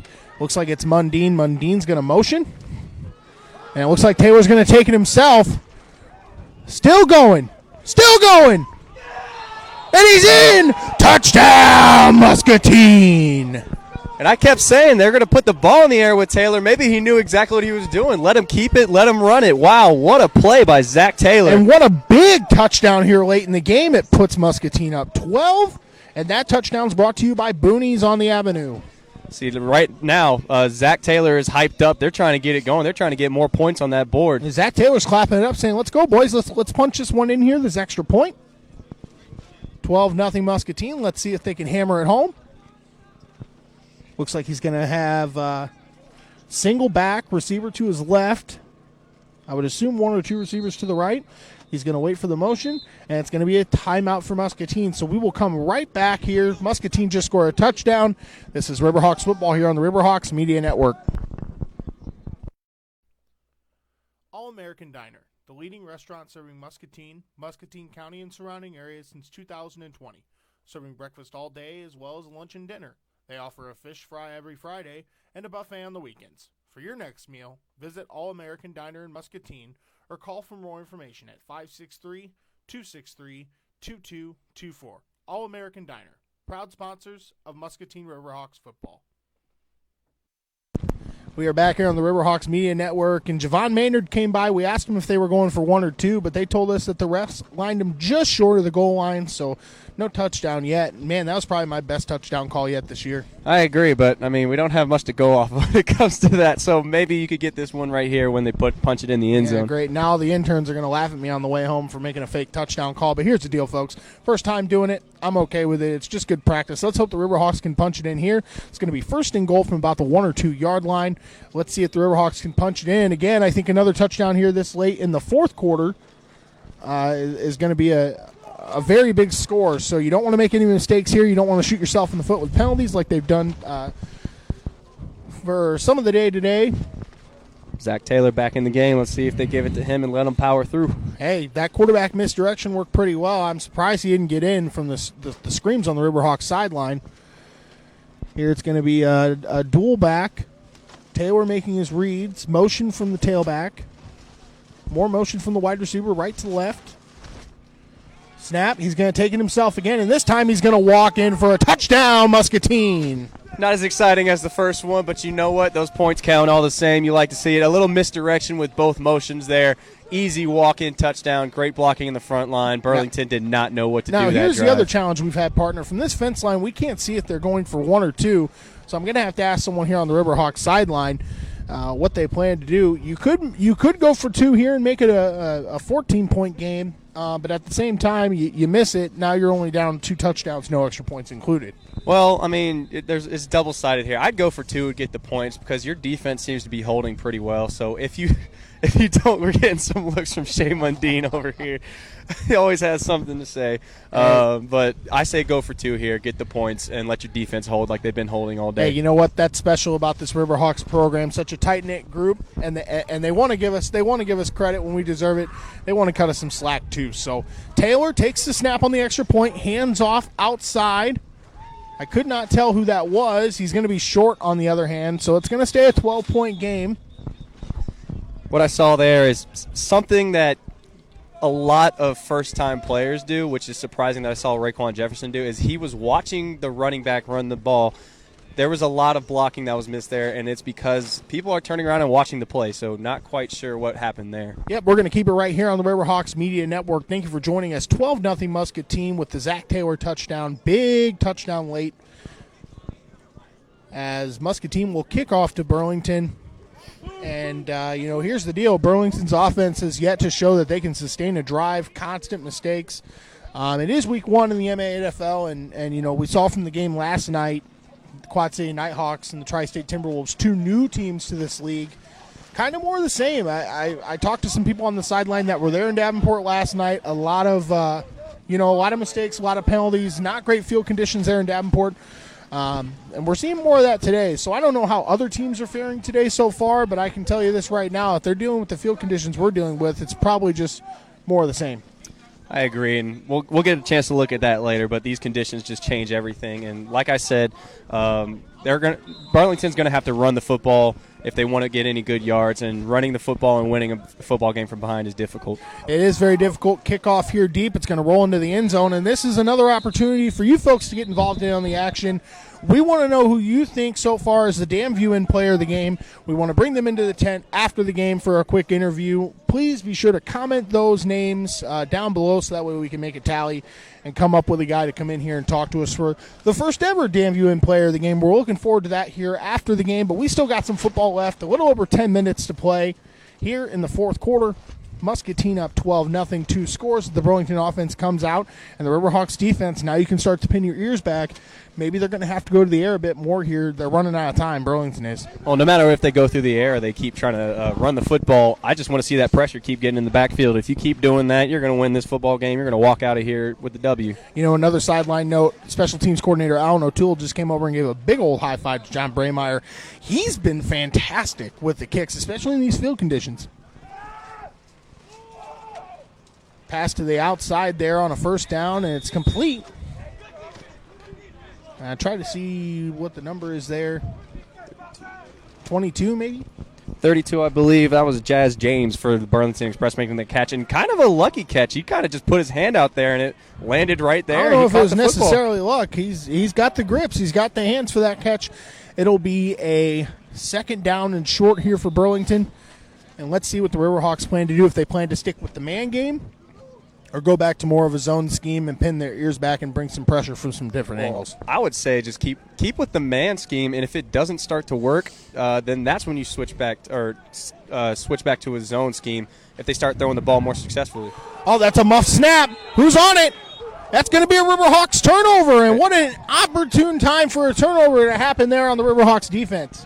And that's what I say. Keep with the man scheme until it doesn't work anymore. So that's good. You love to see that. And now Riverhawks has a chance to really put the nail in the coffin here. And that is another turnover brought to you by the Ronald McDonald House Charities of Eastern Iowa, Western Illinois, providing families with sick children love and support when they need it the most. Another donation from the Riverhawks organization.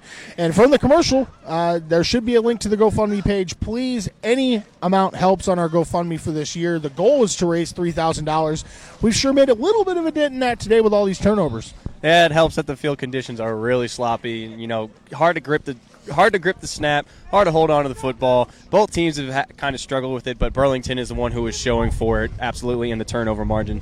Well, and that's got to make Eric Johnson very happy. If only the offense was doing what they could do best and continue to put points on the board.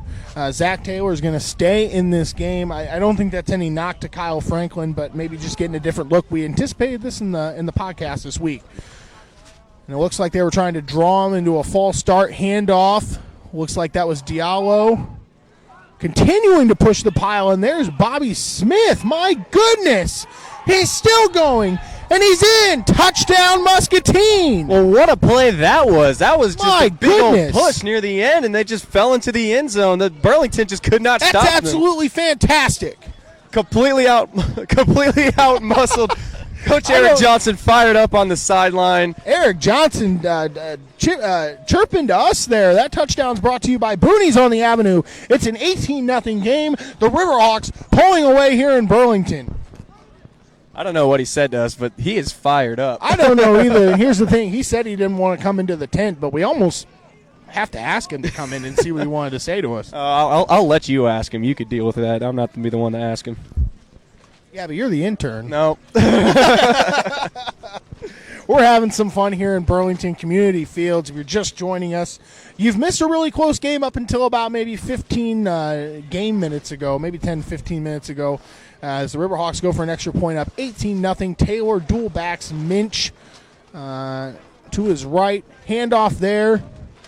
And is he in? Waiting for the signal.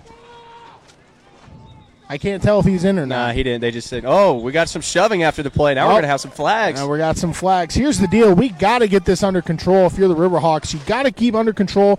Burlington's frustrated, and I can understand the frustration here. More pushing and shoving, more chirping. Here's the deal. They're trying to call the Riverhawks back to the sideline here, and Burlington doing the same. Well, Burlington's just doing it to get in the heads of the Riverhawks. At this point, they're down 18 points. Well, and this might be a good opportunity. I see number 14, Jaden Poole. I've coached Jaden. Jaden's a great linebacker, a great player. He's calling his players back. His daughter, Harper, happy birthday. Happy birthday from the Riverhawks Media Network. Love Jaden. Hope him and his family are doing well. Happy birthday to Harper. We're happy you're enjoying the broadcast if you are watching, and we hope you enjoy your birthday. Yeah, you got some good football for your birthday.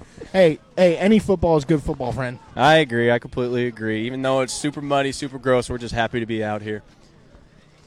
Okay, that's interesting, partner. I'm being told by Troy Hippen that the entire Riverhawks defense is getting player of the game. I don't know how we're going to be able to fit all them in this tiny tent. Well, I don't either, but I completely agree. They definitely earned it. They definitely have been playing – they're like, we got some more chirping going on. Their coach is trying to get things under control. Chirping. Yeah, coaches need to get this under control. Just let it go. Coach Eric Johnson fired up. Just want everybody to calm down and get this game done. Yeah, get this game done. Get out of here. Hopefully with a win, assuming nothing changes over the next 9 minutes. I tell you, they're saying the entire Riverhawks defense, and we can credit them with that. But the one person that I saw here in pregame, I think we're going to have the same answer, that was absolutely fired up. Javon Maynard has been an absolute monster this afternoon, and he's been the one really lifting his team up after those first couple drives. Hey, guys, come on, let's pick this up. Let's get it going. He's got to be at least a candidate on that defense. Well, I completely agree. Before this game, he was on the sideline dancing. He was fired up. He was chirping a little bit at Burlington. He also has made some huge tackles today on the outside, definitely controlling the edge, and you love to see that from your DB. Well, and not to mention Shea Mundine also playing both ways today, offense and defense, another candidate. Logan Smith, Robert Jones. Josh Wilson back deep hasn't allowed anything, so I can see why fans are giving the entire team that credit of being the players of the game. They're the ones with the goose egg on the board. As we await kickoff from John Braymeyer, who, again, I think is another candidate. He's kicked really well in these conditions and has done a great job in pinning Burlington back deep. And let's see if he can do it again here early way through the fourth quarter. The ref's talking to Coach Eric Johnson about, hey, let's calm things down. We're almost done with this game. Here's the deal. You fight in this league, I believe it's either a very long suspension or it's an automatic ban from the league. You certainly don't want that here this late for either Burlington or Muscatine. I think at the end of the day, this is supposed to be friendly competition, and let's see if we can finish this game out clean. Yeah, it's still week one. People are just excited to be out here and playing for once, and let's just get out of here and move on to next week when we can, while it's still not as ugly as it could be. All right, Braymeyer ready, puts the hand up. Back to kick deep, 18-0 Muscatine over Burlington, and boom, the kick is away. Burlington to receive the kick. It's out to about the 15. Big hit there. I'm not sure who that was. He comes out of bounds there at about the 15, 20-yard line? almost to midfield. Not terrible field position for Burlington, but man, what a hit. Oh, I guess that's also true. This is technically midfield just to our right, so it's about a midfield return. Oh, everybody's fired up. I think everyone's fired up here. That big hit, number 53, James Sissel. What an absolute monster that is. Raekwon Jefferson giving him some high fives. Brandon Bourgeois, Bobby Smith there. I think Bobby Smith's going to need a couple of showers to clean up all that mud. That whole front, even Brandon Bourgeois, that whole front line is just covered in mud. The conditions just are not getting better as this game goes on. It is torn up in that midfield. They're calling Sissel over. Maybe he's coming back in on defense to keep firing up. That Riverhawks defense, it's going to be a first down and maybe a couple of yards here for Burlington. Let's see if they keep that passing game going. They were able to complete that one pass before the turnover. I think I see 9:40 left on the clock here in the fourth quarter. Burlington down 3 scores. They got to come up with something. Got to come up with something quick. Handoff, left side. He's going to go absolutely nowhere, and Eric Johnson's fired up. He says they're not going anywhere right now. Yeah, that play was just blown up from the start. Good pressure up the middle, what they've been doing all day. No formula change there. Let's just see them keep doing it for the rest of this game. You know, and you have to wonder, partner, we talked about it early on in the broadcast, Burlington kind of shooting themselves in the foot there with really good field position against Muscatine early on in that first quarter. I think those missed points or the opportunity for those points is starting to kind of bite them here as we're getting under 9 minutes and you're starting to run out of time and run out of options. Exactly, and I mean you're leaving points on the board there, and that's something they need to fix near the end of the season. Of course, after this game, they've got quite the competition coming up, but the Riverhawks is probably one of the biggest ones they're going to face here early on. Yep, we're looking at a second down and a few yards here for Burlington as they get set with a back to the right, receivers to the right, takes the snap. Marbury's going to look, fire across the middle, and it's intercepted by Robert Jones. Another Riverhawks turnover, and it's Riverhawks football. Forcing him to roll out to his right, and he had to make a bad throw across the middle. Not exactly the smartest decision to make as a quarterback, trying to throw across your body across the field. That just calls for bad news no matter who you are. Only John Elway able to make those like that, so that's going to be a good for a turnover. Riverhawks on offense. Yeah, Robert Jones has been involved in this Riverhawks defense all day, another candidate for the Damn View Win Player of the game. And, pull out that turnover chain, folks. It's been Riverhawks tradition to have the turnover chain. And I also have to mention that turnover is brought to you by the Ronald McDonald House Charities of Eastern Iowa and Western Illinois, providing families with sick children love and support when they need it the most. And another donation from the Riverhawks organization towards our $3,000 goal this year. Great organization, great cause, and Devin Davis here is making sure his stats are staying padded. He's been an absolute monster today. And the Riverhawks in the driver's seat. 18-0 here in the fourth quarter on the Riverhawks Media Network. The Riverhawks looking to run this clock out and go 1-0. Got to pad this one down, though. The game's not over yet.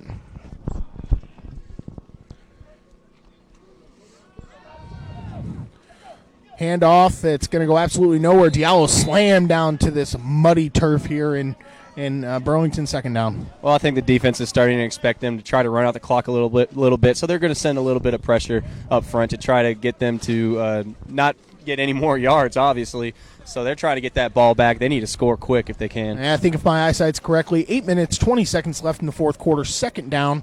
Muscatine here scoring a couple times in the second half, couple of nice turnovers, and they are up 18-0 on Burlington. Burlington's got to try to find a way to get this football back, get a scoop and score or something. Yeah, with the conditions, 2 hands on the ball, make sure you don't lose it. Yep. Handoff there to Diallo to the left side. There he goes. Nice spin move. That's going to be a high-tech signs first down. Great run, Laji Diallo. That was some good blocking on the edge. He had nothing but space, and he got to that secondary, and he made the magic happen. Like you said, good spin move there, but great blocking on the front line. Yeah, absolutely. And if you're the Riverhawks here, we're getting to, I think, about 7.5 minutes. I can't really tell from here, partner. I think, yes, 7.5 minutes left. First down. Nothing that you would like more than to punch one in here. Oh, absolutely. Put some more points on the board. Why not?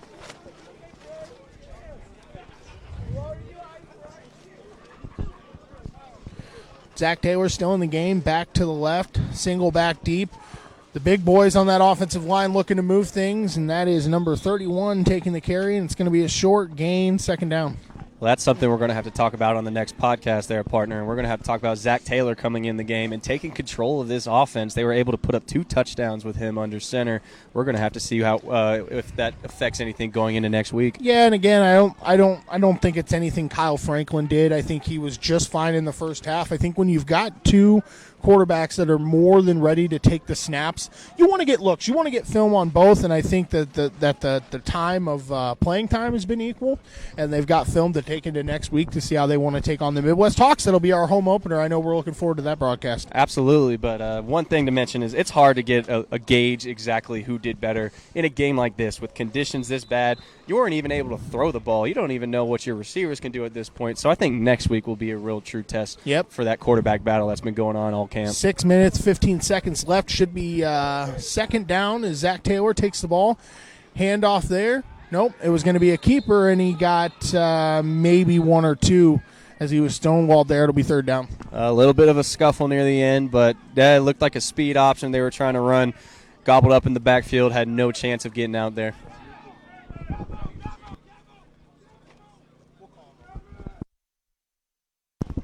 Yeah, you're absolutely right, boss. Third down here. Looks like we're 5:40. If the time is correct, I wish that scoreboard was just a little bit bigger, but it's okay. It'll do. It'll be is that fourth down? Did we skip it down? I thought it was second down. It must be fourth down. Here is the Riverhawks are going to go for it, and there's another flag. Not sure if that's offside or a false start. Looks like there's 10 men on the field. And too many men on the field. That will another mistake that will cost you some yards. I think that's what I'm not exactly sure. I'm not.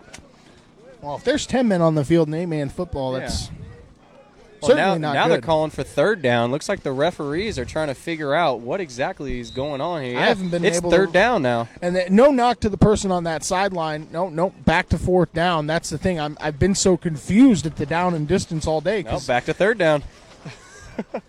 I tell you, partner, it'll get better from here on out. Again, week 1, everyone gets a mulligan, right? Yep, absolutely. Third down and long, Taylor. Dual backs, 1 to the right, 1 behind. Receivers to the right and left, awaiting the snap. Handoff. That's going to be to Zach Minch to the right side. And almost took out our barrier there. Luckily, our camera guy, Zach Kohlberg, was nowhere near that play. He's safe and sound, probably just a little bit cold. Feel sorry for Zach, but at the same time, great run by Minch. Best breaking out on the outside, broke 1 tackle, able to get out there to the sideline, run downhill. That should be good. It might have been good for first time. I'm not exactly sure. I didn't get to see the end of the play. They're calling it fourth down. It's got to be fourth and very short. I would think the Riverhawks are close to a down and goal type situation. And let's see what they decide to do here. I'd like to see them just power it up the middle and see if they can't get the first down. We got to be under 5 minutes. I think 4:52 left on the clock. Let's left see if in they the can fourth punch quarter. in one more to get a little bit of insurance there, and that way let the defense get out there and really just put this one down. Hey, we'll take it. I got no problem calling touchdown calls just as long as they're correct the first time, right? Taylor's going to keep it, power through the middle. He's got to have the first down there. And that is a high-tech signs first down, Muscatine. Simple quarterback keeper. Taylor is honest. I stood next to him pregame. He towers over almost every single person on that field. Definitely a big man to be playing quarterback, and he's taking full advantage of his size this game. That's the second time he's bulldozed his way for a big gain.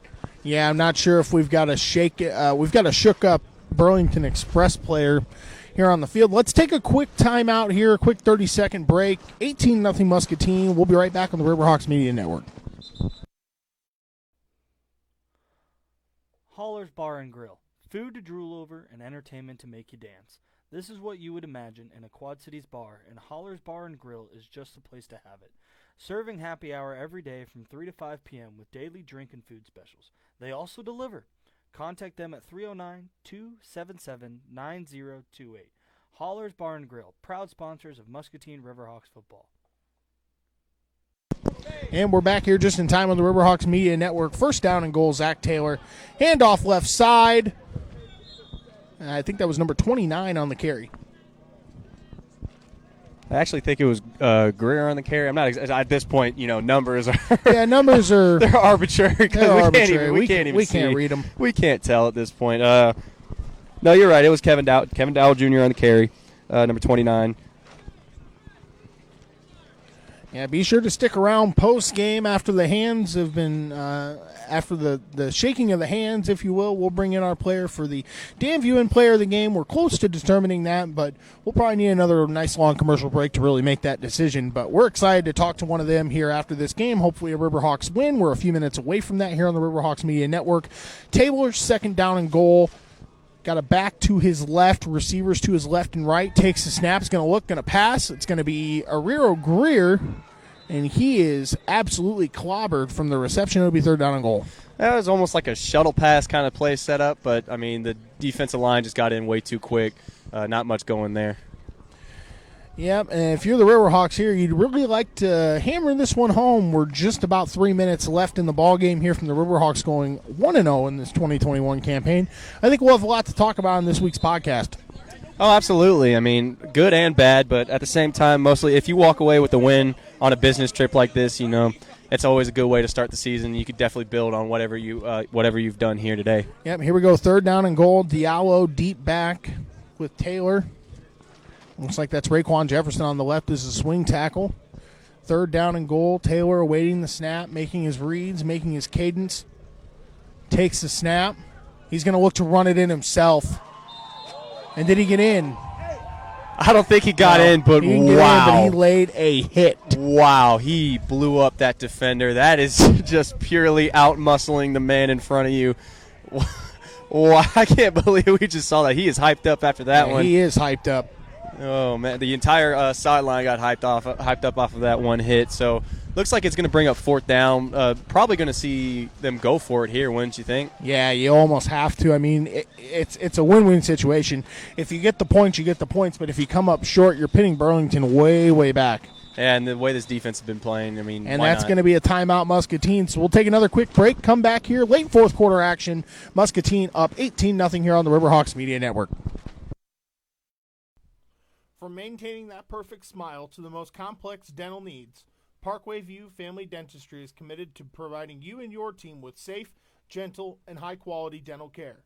Sensitive to your needs, it is their goal to make you feel comfortable visiting their practice while providing the best possible care.